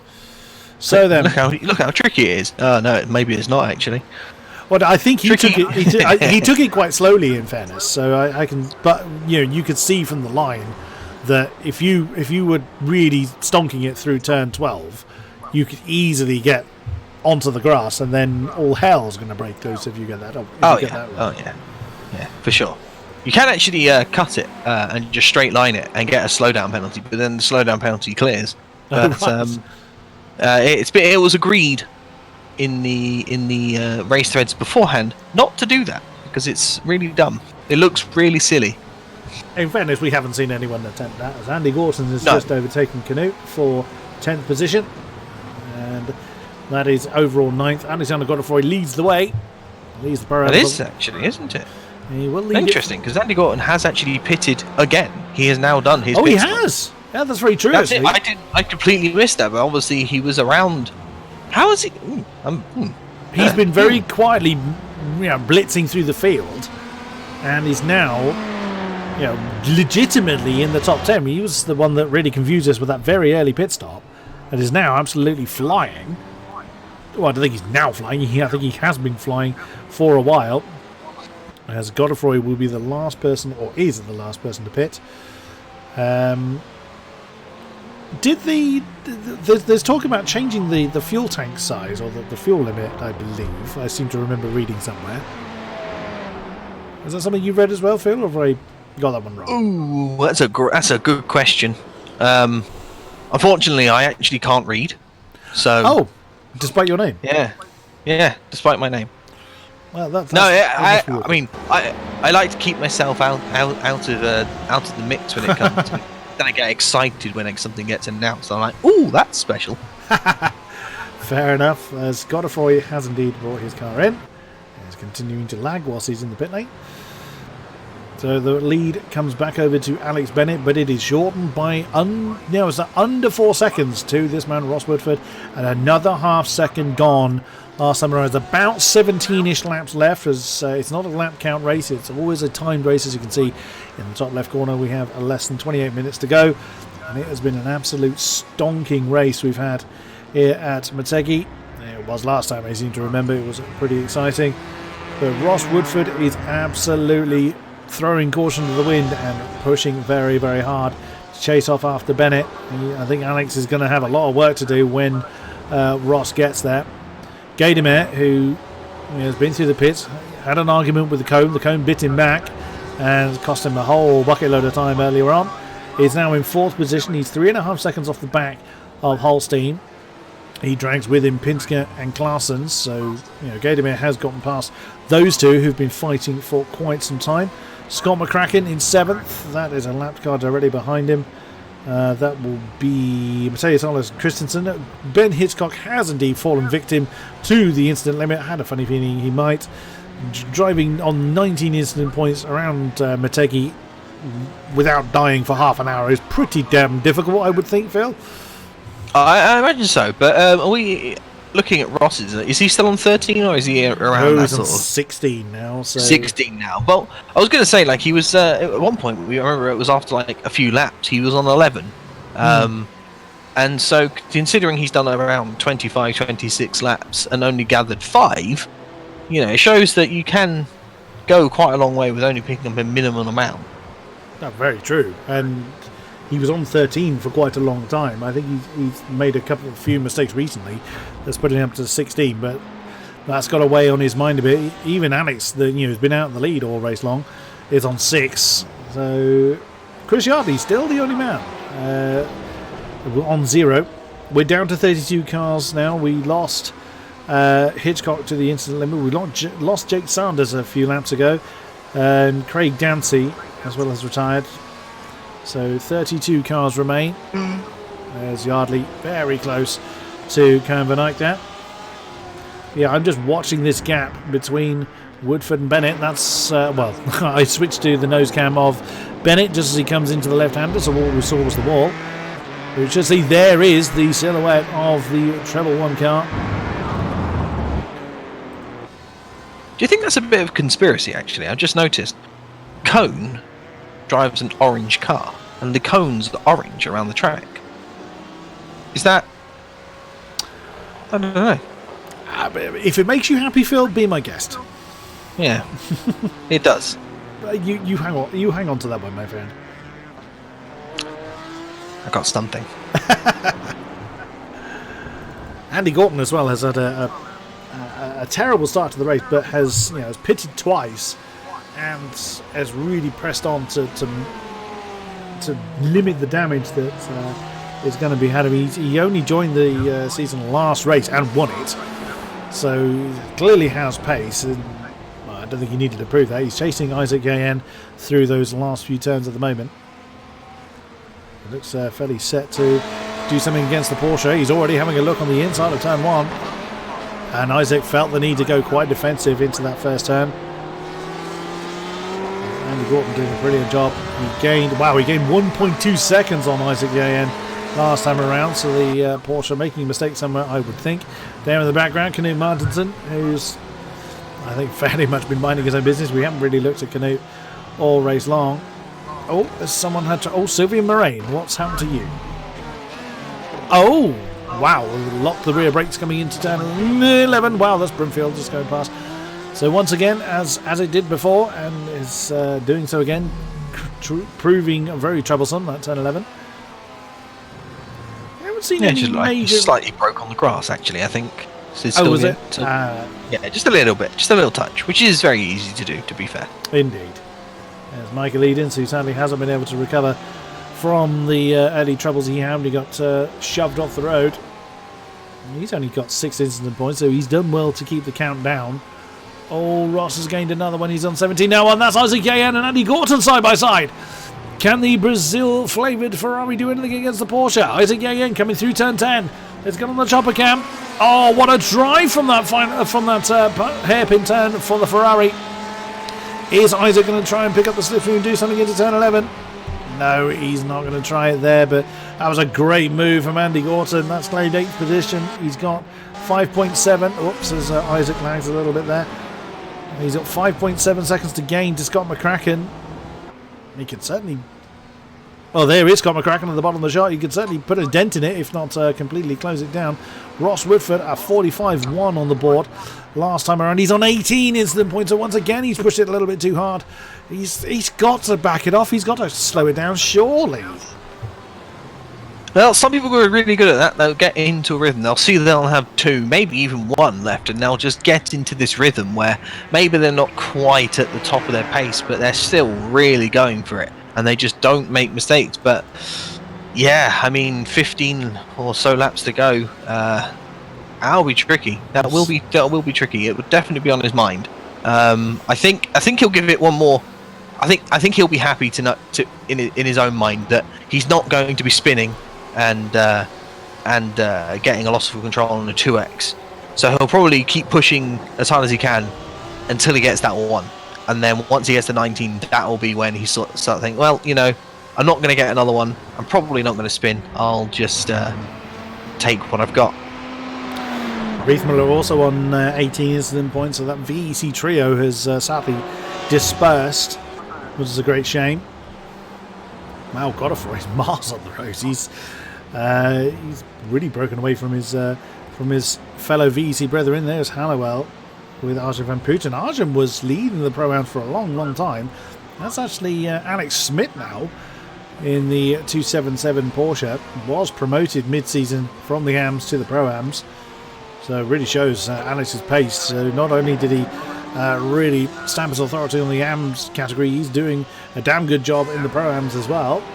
So fair play to him. Less than 3 seconds now separates Bennett and Woodford. As we come through turns 2 and 3, we should see, there he is. his vague silhouette in the dark, but he is there, Alex Bennett. How much will Alex be aware that that gap is getting smaller and smaller and smaller? Completely. He'll be completely aware that it's getting smaller. It's just whether he lets it get to him or not, because he knows, as I say, it's will be 12 laps remaining after this one, I believe, and that'll be him sitting there thinking 12 laps. He'll be trying to work out in his head if he's sitting there thinking about if he's losing 2/10 a lap, then he'll actually be okay. But if he's losing sort of 3/10, then he'll be under pressure. So he knows that if he starts seeing that gap closing by 2-3 every single time, that'll absolutely be on his mind, because he'll know that he'll know that he'll have to push a bit harder, but he may not have that in the tank. And that's all been on track as well. There was only 1.2 seconds gained from Woodford on Bennett in the pit stop, so that's just all on track from Ross. It has been an incredible drive from the Comradicals Ford. So he should be very, very pleased with that.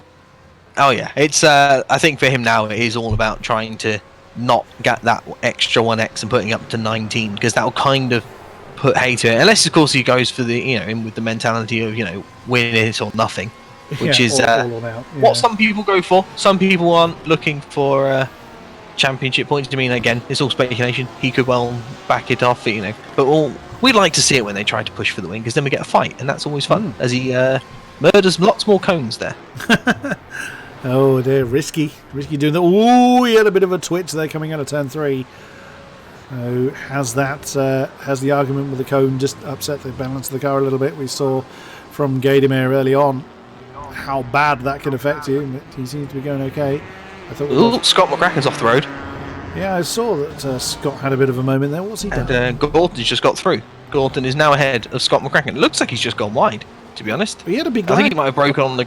he had a lag. I wonder if...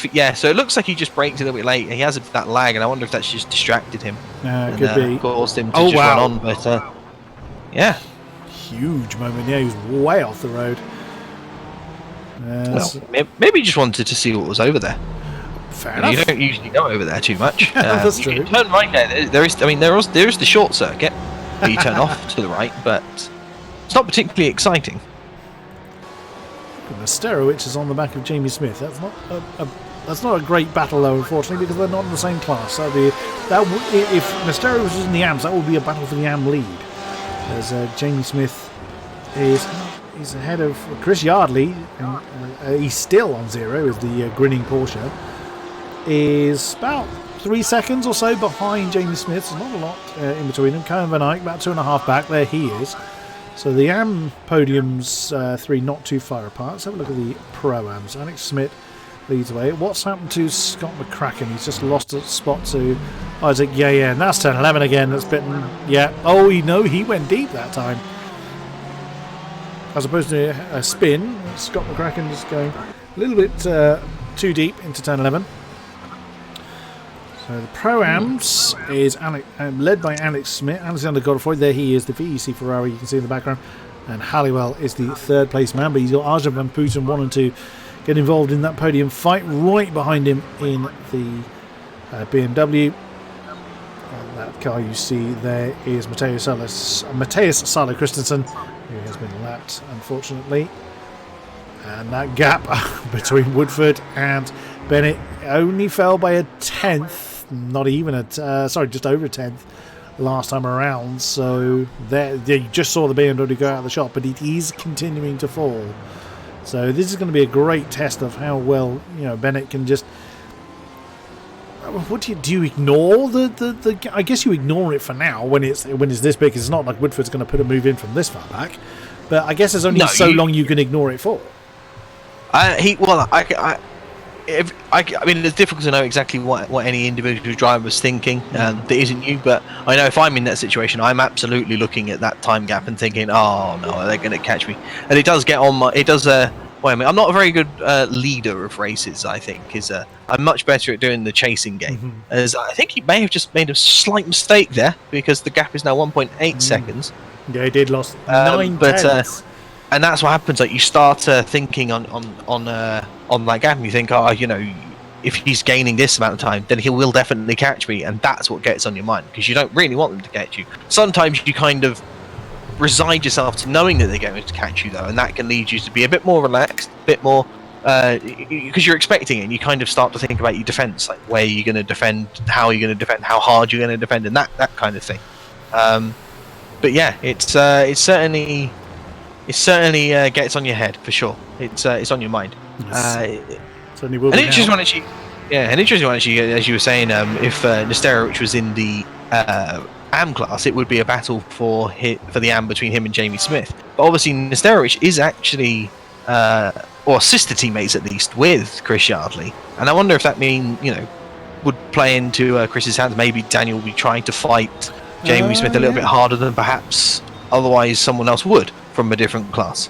I mean, obviously for his own race, he'll want to get past to try to catch up to Reithmuller and de Gaillard, but just for his own teammate, maybe fighting him is something that he'd potentially be thinking about. But yeah, it's tricky for him because he doesn't want to obviously do anything silly to try and help his teammate out. But he'll, maybe he's thinking that. Maybe he's not. Maybe he doesn't care about his teammate and he's just thinking of himself. I mean, there's nothing in the rules to say they can't do that. There's nothing to say they can't fight someone in a different category. It just doesn't necessarily gain much for them. It will only really invariably lose them time, but exactly as you say, Phil, it could help somebody else in their same esports squad. Let's just have a look at the lap times between Bennett and Woodford. Bennett lagged, I think, so his last time invalid. Or it could have been from that excursion that Bennett had. No, it was a lag moment. I didn't see it, but I did hear Ross over the, let's call it a team radio. I don't think it is team radio. It's just the radio, the voice waves. He said that he saw him lag big time. Because you accidentally joined as driver, you have the option of listening to that. Unfortunately, we don't, and it's probably better that we don't. Stream side. No, it's been good fun sometimes. It's not particularly stream friendly sometimes, I think it's fair to say. No, so not at all. It's not something a lot of talk about the flashing lights earlier. Oh, was there? There was a bit. I can't remember exactly who was talking, but I just remember someone saying, "No, you're flashing lights," and it wasn't. Oh, it wasn't, and then it stopped. So that was someone complaining about the flashing lights. I believe so. Don't know who though. Pinsker and Gadamer are fairly close, and I think Gadamer has been slowly and surely reading in his teammate. So we've got a battle for the lead forming and a battle for third forming. What's going on here with Matthias? Oh, and Michael Edens has gone past him, so Michael's day has not gotten a great deal better. He's, as we mentioned earlier, he hasn't been able to recover as much as he would probably like down there in 21st. Trying to work his way back through the field, but Pinsker is getting close to the back of Gadamer now. And now is Pinsker going to want to try and sit there? Now, here's another thing. Will Pinsker be aware that Gadamer has been closing in on Holstein? He will. He'll see it on his relative. He'll see the gap to himself and Gainman. He'll obviously see the gap to Christoph ahead, and that'll be the one that's obviously more important. I could see him. I think it's one of those interesting ones actually. Like if the car ahead of him wasn't Dominic and it was somebody else that wasn't a teammate of the car ahead or esports teammate of the car ahead, then maybe he'd think about sitting behind and waiting a bit more or less depending on which way it is. Because obviously with them being teammates, they're unlikely to they're unlikely to try and cost each other that much time by fighting. So it could well be that staying close and rather than passing Dominic would be more smart maybe than trying to pass him now. But unless of course he sits there and thinks he's got the pace completely to catch them both in the time remaining, in which case he would go for it. But yeah, knowing that he can follow sort of Dominic a bit close, it may well be a situation that'll make it an easier pass on Christoph, but Christoph also himself would be aware of that and maybe would make it more difficult for James to pass. We will see as we're fast approaching the closing stages of this race. John Halliwell and Arjun Van Putten having a great scrap here for 13th overall, and that is for third in the Pro-Ams. change of position here. Oh, that's Cohen van Eyck. What's happened to Cohen? Oh dear, Cohen's gone for a big excursion. What on earth has he done? That is... Oh, that's turns 2 and 3. That's a very strange incident. He's caught the apex of 3, gone for a big old wander, and there goes Edens and Matthias. That's a very strange one. Yeah, that's just I've seen that in open wheels a lot, where you run over a bit too much on the left-hand side over the apex, and it just unsettles the car. There's so much height on that inside where it's banked a little bit that it just unsettles the car a bit too much, and it causes it to the rear end to go nope, and off he went. He caught it well though. He caught it very well. He did. To not go completely around actually. So that's pretty well done for him, considering it's so easy to then where the barriers come a bit more closer to the track at an angle to just go straight into them, but he didn't, so that's good. And also was nice enough not to then sit on the apex at a slower speed than normal and actually let the cars around him through. So some good driving from Cone there. Marcin Kodeman has had a problem somewhere, I think, or he's just having a big old scrap with Alejandro Portacorvi. Yep, they've just been having a scrap down that long straight turn 11, and still side by side as they're coming into 12 and 13. That's brave. But with the greater momentum, Portacorvi's won out on that one. That was a good fight between those two. 1.1 seconds. Less than that now on the last time update between Woodford and Bennett. If Bennett's been trying to ignore him as that Ford has continued to march on, he sure as hell can't avoid him now. As that's Merlin Cooper, I think. Oh, Merlin Cooper and Stefan Kapke have both being very, very respectful though, getting out of the way very early. I think they know it's the leaders. Yeah. They've jumped out of the way very much in time. Isaac Yayen. Oh, that's a great battle here. That's Scott McCracken, Isaac Yayen and Knut Martinsen battling for 8th position. Coming down into turn 11, it looked like Isaac may well have had a fairly bad run. Oh, interesting. Yeah, well, McCracken's ahead of Isaac, and obviously Isaac was ahead. He was a decent amount ahead before they caught up, so I wonder if he's had some kind of error. I can't see where he would have done that. He just lost a lot. Maybe here. I wonder if he's got a slowdown there. That's interesting. He took a lot of the apex at the right hander at the second part of the S's, and I wonder if he had like a little bit of a slowdown because he lost a lot of time, and he's behind them both now. Kunatman's going to run up the track a little bit. Don't slide. He's not spun, but he's lost the time there. That's unfortunate for Martinson. That's right, because Knut just danced around Isaac Yayen. Yeah, he's gone too deep into turn 2. Kills a cone on the exit. Continues on his way, fairly unaffected by that. This pack of 3, Holstein, Gaidemeyer, Pinsker.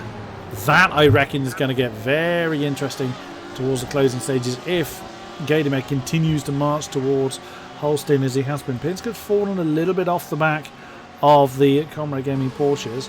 Oh, Smith and Nesterowicz. That's Nesterowicz coming past Jamie Smith, the AM leader, for 17th position.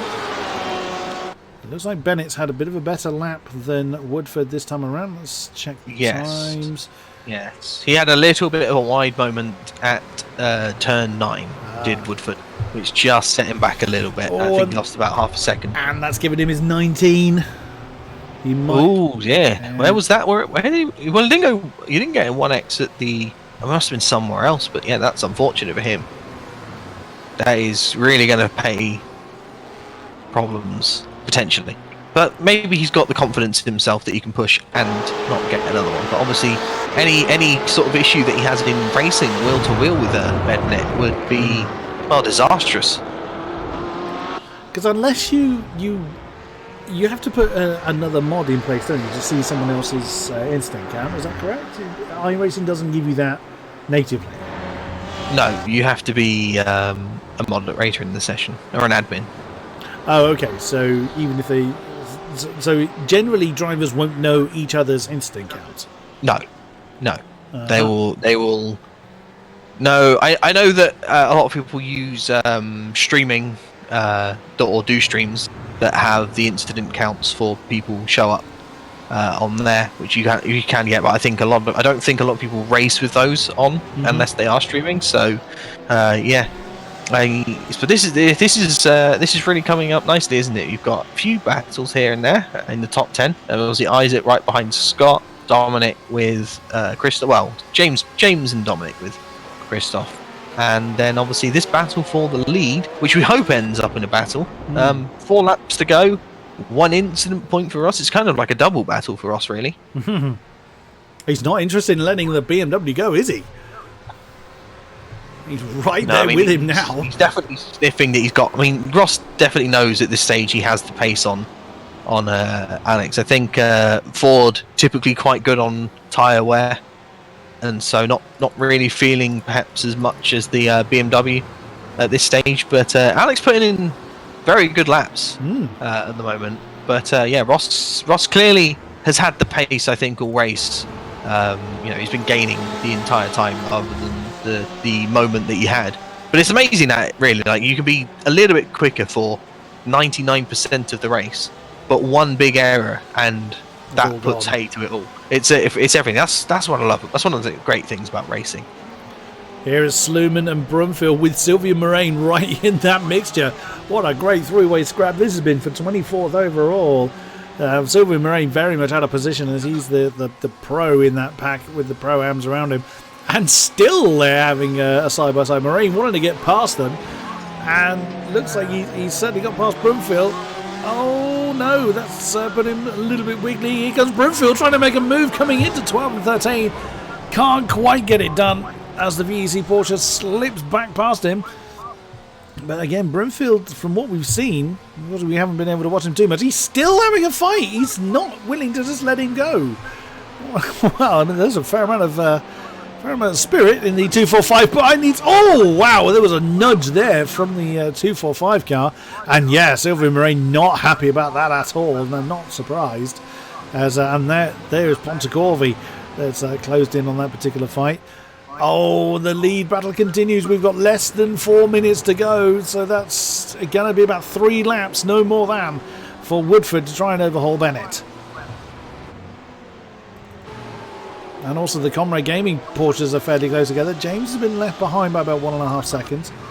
What's gone on here with Moraine? Oh, Pontecorvi's gone past him, so Sylvia Moraine's day has gone that much worse for him. But Woodford, oh, he had a bit of a wiggle coming out of turn 3. Oh, he's just chasing the BMW with everything he's got, just staying in Alex Bennett's tyre tracks.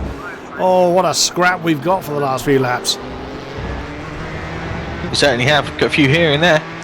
It'll be interesting to see what happens between all of these, because yeah, I mean, Ross can't risk anything too ambitious because of that incident. He can't, if he runs a little bit wide on exit, he's going to have to really back off to not run off the track, and that will obviously be a lot more tricky than he'd like it to be. But for Dominic, it'll be interesting to see if he does anything too risky on his teammate as well. It's all shaping up kind of nicely for like some last lap stuff here. Dominic's made a mistake. Bennett's defending a little bit here. I don't think he'll need to fully defend, but Ross certainly close, certainly very close. Just a tad. Gadamer has made a mistake somewhere. That has pulled him back into the clutches of Pinsker. So let's see. Here we go for the lead. Even though they're both comradicals, that's not really shown at all in how they've kind of approached this. Woodford trying for an outside manoeuvre around turn 1. Can he get it done? No, and Bennett managed to defend that one. But that just shows the determination. Look how defensive Bennett feels he needs to go on the inside of that double right, of that double left-hander 2 and 3. He is not giving Woodford any quarter whatsoever. Do you think Ross is just going to have to throw it and hope? I mean, I don't think he has the. It's one of those things because it's such a risk with the 1X only available. If he throws it and he's just slightly too deep, I mean, that's it. All it takes is being a couple of meters wrong and you're straight off the track. And that's something you really have to balance in here. I think his best chance possibly usually the best way to do these kind of moves is to really pressure them into defending into a place they really don't want to defend, get them offline, and then put yourself in the better position. But he's just lost a little bit of time there. Good hairpin here. Oh, Put him dear. on the back a little bit, but I don't think he's quite close enough here to really put the pressure on Bennett. I mean, Bennett will ghost, he'll look to defend, but he'll probably go back. And there he goes back. And Ross is probably a bit too far back to try the move. And I always wince sometimes when someone attempts an overtake into turn 11, especially if there's another car ahead of them, a third car ahead of them, because it's so easy to just run deep and take out that car. I think we saw it almost with Moraine, with Brumfield, and the car ahead, almost going into them. It's so easy to do, but yeah. And what have we got here then? There's only 8 seconds left on the time, so this will be the second to last lap then. Nope, this will be the final lap. Or is this the final lap? Oh, this is the final lap, of course, because they'll run out of time. I forget, it's not lap +1. No, it's not +1. It is the checkered flag is out, awaiting for these two. Well, primarily for Bennett, unless Woodford does manage to get past the Comrade Eagles BMW, who has a bit of a wiggle coming out of turn 2. Yeah. Is this an opportunity for Ross Woodford? Can he get it done? Slipstream and foot nailed to the floor. Alex keeps his car on the inside line. Can the Ford outbrake him? No, he can't. On the outside of turn 4. No, Alex again manages to fend off Alex Bennett. Absolutely incredible stuff. We've actually seen a couple of people. John Halliwell came into the pit. It looks like Alex Smith has had to come into the pits again. There goes Woodford on the inside, coming through. Oh my goodness, coming into the SSR 7-8. But no, Woodford can't hang on to the outside of the BMW. Brilliant stuff from Bennett. Oh my goodness, Woodford having a look at the inside of 9. Can he get it? He's alongside, nearly hits the side of the BMW. Alex Bennett does nose ahead, is going on the chopper cam. Oh, and a big switchback move for Bennett from Woodford. He's just nudged. He's managed to get away with it. He has gone ahead of Alex Bennett. Oh, that was so risky, but will it pay off for Woodford? Wow. What a move. That was determined, but it does look like he's managed to get the inside for 11, and Bennett doesn't look like he's going to be able to challenge, the final sector of the final lap of this race. Oh, Bennett's binned it! Oh my goodness, your winner here in Motegi, unbelievably, is Ross Woodford, and he's binned it again. No, Bennett! Oh no, he's been in the lead for so long. Through to second was Christoph Holstein, third was Penske, fourth was Gaydemeyer, and fifth for Alex Bennett. Oh, no. Gaydemeyer on the final lap is disqualified for 23 incident points. What on earth happened to Gaydemeyer? He's picked up a 4X in that. Well, let's see. So that's turn 11. How. Has he hit the back of Holstein? I guess he must have. Well, there's Bennett. Oh! Or was it with Bennett, maybe? There it is. Yeah, nearest touch. It's a netcode 4X. Oh, the nearest to touch for Dominic Gaydemeyer on the back of Alex Bennett, who was struggling to recover. Oh, my goodness. Whilst all that was going on, no. Alexander Godefroy has taken the Pro-Am win. We completely missed that with everything going on. Arjun Van Putten was second. Guyard has taken the Pro-Am podium spot. And whoop, that's Alex Bennett. Alex Smith, rather, killing his car. Jamie Smith takes the Am win. Chris Yardley second. And Kern Van Eyck taking the Am podium. Oh my goodness, what chaos at the end! Yeah, that's the perfect word for it. Wow, I had it in my mind that maybe Alex will try something going into the final corner. I didn't quite expect it from that far back, but I thought maybe he'll try to unsettle Ross. Obviously got it wrong. It was always ambitious. It was always going to be one of those ones where it was either going to work or completely not. But yeah, unfortunately, the rejoin's just a bit too much, I think, in that situation. Maybe a little bit of frustration, but yeah, he's the cards are coming, and it's coming back across, and there's the racing line. I mean, yeah, that's close to say the least. Well, until any steward's intervention, this is how the results sit. Then Ross Woodford taking the win on the final lap. Holstein then come through for second. Pinsker in third. Then it is Bennett, Claessens, Gorton. Oh, that's the wrong button. I've hidden them. Andy Gorton getting up into sixth position after pitting that early on. He pitted twice and still came through into sixth position. Great effort for him. McCracken, Yayen, Martinson, Alexander Godfrey taking the Pro-Am win. Then Van Putten, Gaillard, Riethmuller, Nesterowitz. Smith takes the Am win. And Smith, Halliwell, Yardley, Edens, Van Eyck, Matthias, Linholt, Brumfield, Moraine. I've gone too far there. Let's try that. I'm getting all this wrong. Let's try that again. Pontecorvi, Kodeman, Sluman, Gaidemeyer. Gaidemeyer getting disqualified right at the end there. Then Bergeret, Kamke, Cooper, Christensen. Then those that didn't see the flag were Hitchcock, Sanders, Dancy, Cavallo, Edouard, Henstra, Hall, and Preto. Oh my goodness me! I always felt that the last lap disqualification, particular caveat belonged to you, Mr. Reed, for Brands Hatch. But I think I think you can gladly hand that one over to Mr. Gaidemeyer. Because I think so. Yes, because he was in a better position as well. I can't remember what position I was in. You were in a very strong position, but you had 2 turns, I think, left. Dominic could see the line. He was there. Yeah, he was through the final corner. He had no more turns left.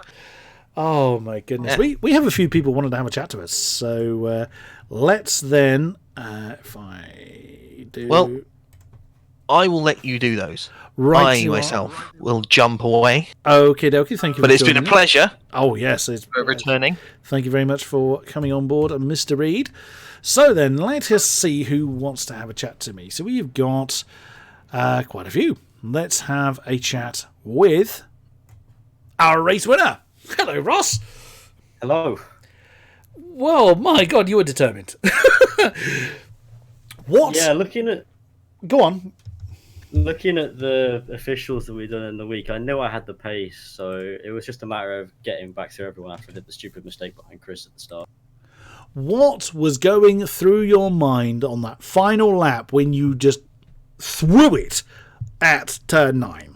Did you hold your breath? Did everything clench? You must have felt something. Everything happened at once because I was 1 incident point away from disqualification as well. So I could see. So you didn't back off at all. Or it didn't look like you did. No, I didn't back off at all because I knew I had the pace to catch him before the end of the race. So I figured I might as well try something. Unbelievable. That's amazing stuff.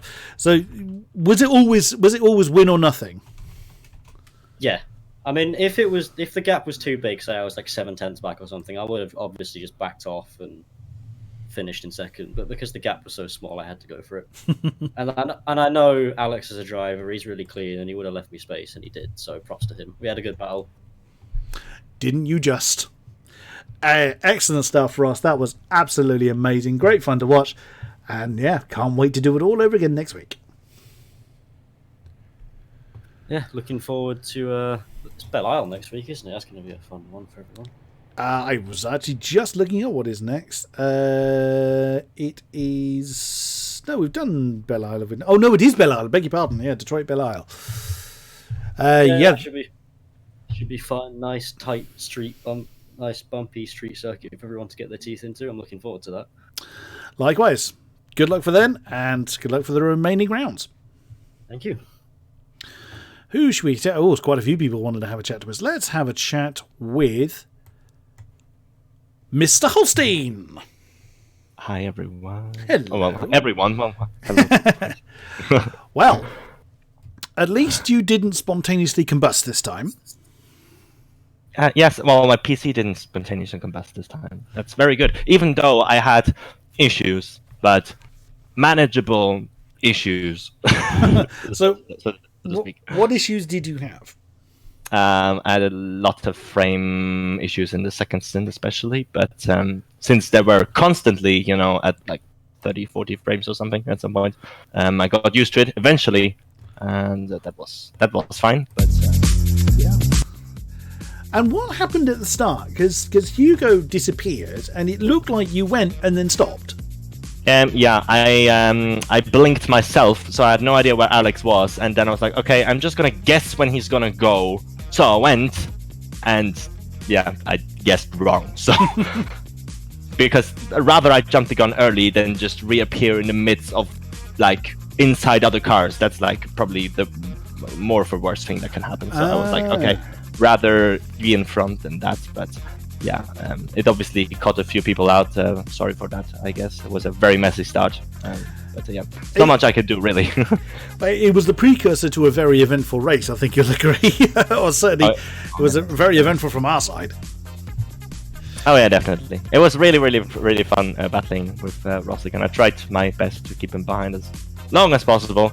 It worked the first time, but I mean, yeah, second time he was just really, really way too fast, and I really thought I've given Alex enough of a gap really at the end, but well, guess we were proven wrong again. But I mean, for me personally, I take the result today because I'm driving on a really, really crap PC these days, and I'm gonna get a new one within the next 2 weeks, so that's really good.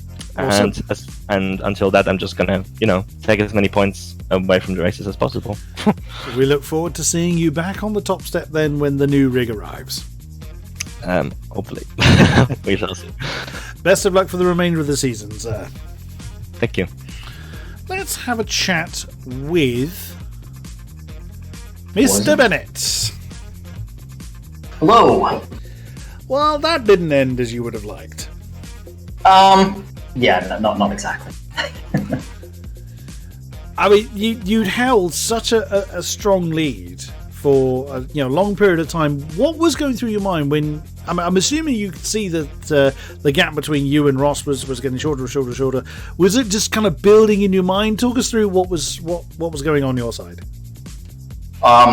Yeah, I knew from pretty early on that somebody was going to catch me. I got damage off of the start, so yeah, I was, especially with the hairpins, I was really struggling there. And then, I mean, I only got such a big lead off the start because people were battling like mad behind. But I knew that, especially after the pit stop, it was only going to be a matter of time, and I just have to try and defend with what I had. But yeah, I don't know. I just felt like I was really lacking grip in the slow corners, and once the Ross actually caught up to me, it was only really a matter of time. So yeah, gave it a shot, but just wasn't quite enough. And then the final corner, obviously, try to win the race. Like with my championship position, it's I'm much more interested in actually getting the going for a win. And if it costs me some points, then I'm not bothered, to be honest. I've missed a lot of races, so yeah, didn't quite work out. But unfortunately, Dominic ended up getting disqualified off of netcode. So yeah, that's I don't know if you'll be able to take that to the stewards or something, but not ideal. It is one of those things, unfortunately. What are your thoughts for the remaining rounds? So Belle Isle next. What say? You looking forward to that one? Definitely not. No. BMW at Belle Isle and a little bit of Sebring is not going to be very fun, I don't think. But I don't know. It should be an interesting race. It'll be chaotic. So yeah, there'll be chances for things to happen. Definitely not looking forward to actually driving it. Well, we wish you the best of luck nonetheless. Thank you very much, Mr. Bennett. Thanks. We've spoken to quite a few of our pros. Let's have a look. Let's have a chat with one of our AMs. We have got Jamie. Hello. Good evening. Well, how are you feeling after that? What was a very eventful race? It was eventful for most people. What was it like for your side? Well done on the AM win, by the way. For me, it was I'm very relieved it's over now. Both Keon and Chris gave me a very good challenge. One mistake and I would have cost me. Motegi is just one of these tracks that always generates a lot of action for us commentators to scream about. Was it a track you were quite confident about coming towards it? Yeah, we raced it in season 5, and it's the first time I ever raced it then, and I fell in love with the track. It's a great track all round. The only bad thing about it is it's hard to overtake, but great fun to drive. Awesome stuff. And what about what's coming up? So we've got Belle Isle next week, Sebring, and then Silverstone remaining. Thoughts moving towards those? Well, I'm not looking forward to Bella Island. Never raced there, so a lot of practice is needed. But next 2 after that, I'm confident. Excellent stuff. Well, it's been a bit of a mixed season for you so far, but we look forward to seeing you on the top step in the remaining rounds. Thank you. Let's have a chat with Stefan Kamke. Oh, hello. Hello. How are you feeling after that one? Good, I think. I had almost no time at all to practice, and considering how technical a track it is, I survived, so I'm happy. Now, I will say I didn't point the camera at you as much this time as we did last week at Bathurst. But were you looking forward to Motegi? It's quite a unique track. I really, really like the track. I think it's massively underrated. It always is good racing, but it is such a technical track. It needs practice, and I just didn't have any time this week. Well, even still, you were still fairly strong. Where were you? I'm just going to remind myself on where you were. 30th in the end. So that would put you 1, 2, 3, 4, 5th, I believe, in class, 6th in class behind Cyril. Again, what was your thoughts coming into the race on where you were finishing? Is that where you expected to be? Yeah, I was basically putting my money on not crashing, which I'm typically quite good at. So not crashing I'm good at, so I'm quite consistent but slow. Yeah, I think this went well. I didn't qualify because I had trouble in the final few corners and basically died there a few times, so I decided to be in the back of the grid, and I think it paid off. You were not the only one that was struggling down there in turns 11 through to the final. And Belle Isle is a few people not so much looking forward to Belle Isle. What about yourself? I think it will be awesome. I do like street circuits generally, and Belle Isle we raced a couple of seasons back. I don't exactly remember. I didn't too well. I remember I did a 25-point turn, kind of Austin Power style there. So I do want to do better this time. But about today, I would also like to give a shout out to Merlin Cooper. We had a really, really good battle for the, last third of the race. And being in Discord and being the only cars around with no chance of catching ahead and no one behind catching us, we made a gentleman's agreement to really go out of our way to let the leaders by and not interfere there. And it was really, really good sportsmanship. Yep, and we saw how well you executed that. It was very well appreciated from those that came through. Well done, good sir, and good luck for the remaining rounds. Thank you. And finally, the last person in the ready to interview box is Mr. Pinska. Hello, Chris. How are you doing, Mr. Illuminous Green Ford? Honestly, I'm speechless after that race. Particularly the last lap. That was so insane, really. Like, I think early on in the race, I was really frustrated. Like, I had a few contacts with some people, dropped me down to like 11th or 12th place, and then I was fighting back from there. So I was pretty frustrated, and then it all kind of filtered out in the last stint, really. Got myself into P5, and then there was some absolute carnage on the last lap, and I've got myself onto the podium, which has made me a lot more happy. Did you not bloody notice that mess on the last lap? It got interesting. Yeah, yeah. That move from Ross, he was 1 instant point away from being disqualified, and he's done that overtake. Mind blowing. Yeah, that was fair play. We didn't think that was going to happen either, but he managed to pull it off. Absolutely amazing stuff. But I mean, you had a lot of fighting to do, particularly towards the end. Was podium something you were thinking of before coming to Motegi?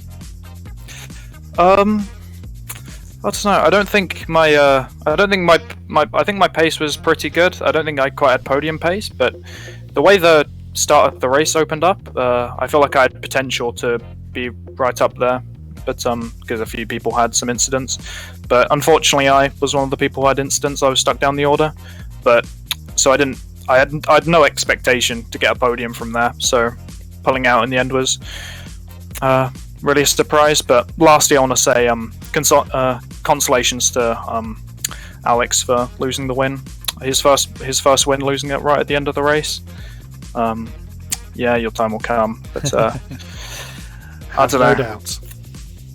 Yeah, but I hope that was exciting to watch from the stream's point of view, at least. Oh yeah, oh yes, that one absolutely flew by for us in the commentary box. It's been absolutely brilliant, and we hope you guys in the stream have enjoyed it as well. That is going to wrap it up. Oh, go on. Before we go, can I give a quick shout out to Andy Gorton, who I'm pretty sure served a drive-through on the first lap and came back to 6th. Yes, he did. He went through the pits twice and ended up in 6th position, only 8 tenths rather behind Claassens. It was a brilliant effort from last week's winner. So, yep, we'll take that one on board as well. Andy Gorton, great effort for you. Not a bad way to make your name in the AOR GTE League. That is going to wrap it up for this evening. Thank you very much to those that have been with us throughout the stream. A great pleasure to have you on board. Thank you to Phil Reed for keeping me on the straight and narrow, which in itself was a very difficult job. Thank you very much to our drivers for putting on a stunningly entertaining race. We've thoroughly loved it. Thank you very much to our sponsors as well. Without you guys, AOR would not continue to grow, and we will be back next week. As we mentioned, it is Belle Isle. That is going to be something spectacular, I have no doubt. So join us then. 7:30 GMT for that. Plenty of other things going on in between then and now, so check in with us regularly. Until then, thank you very much and good night.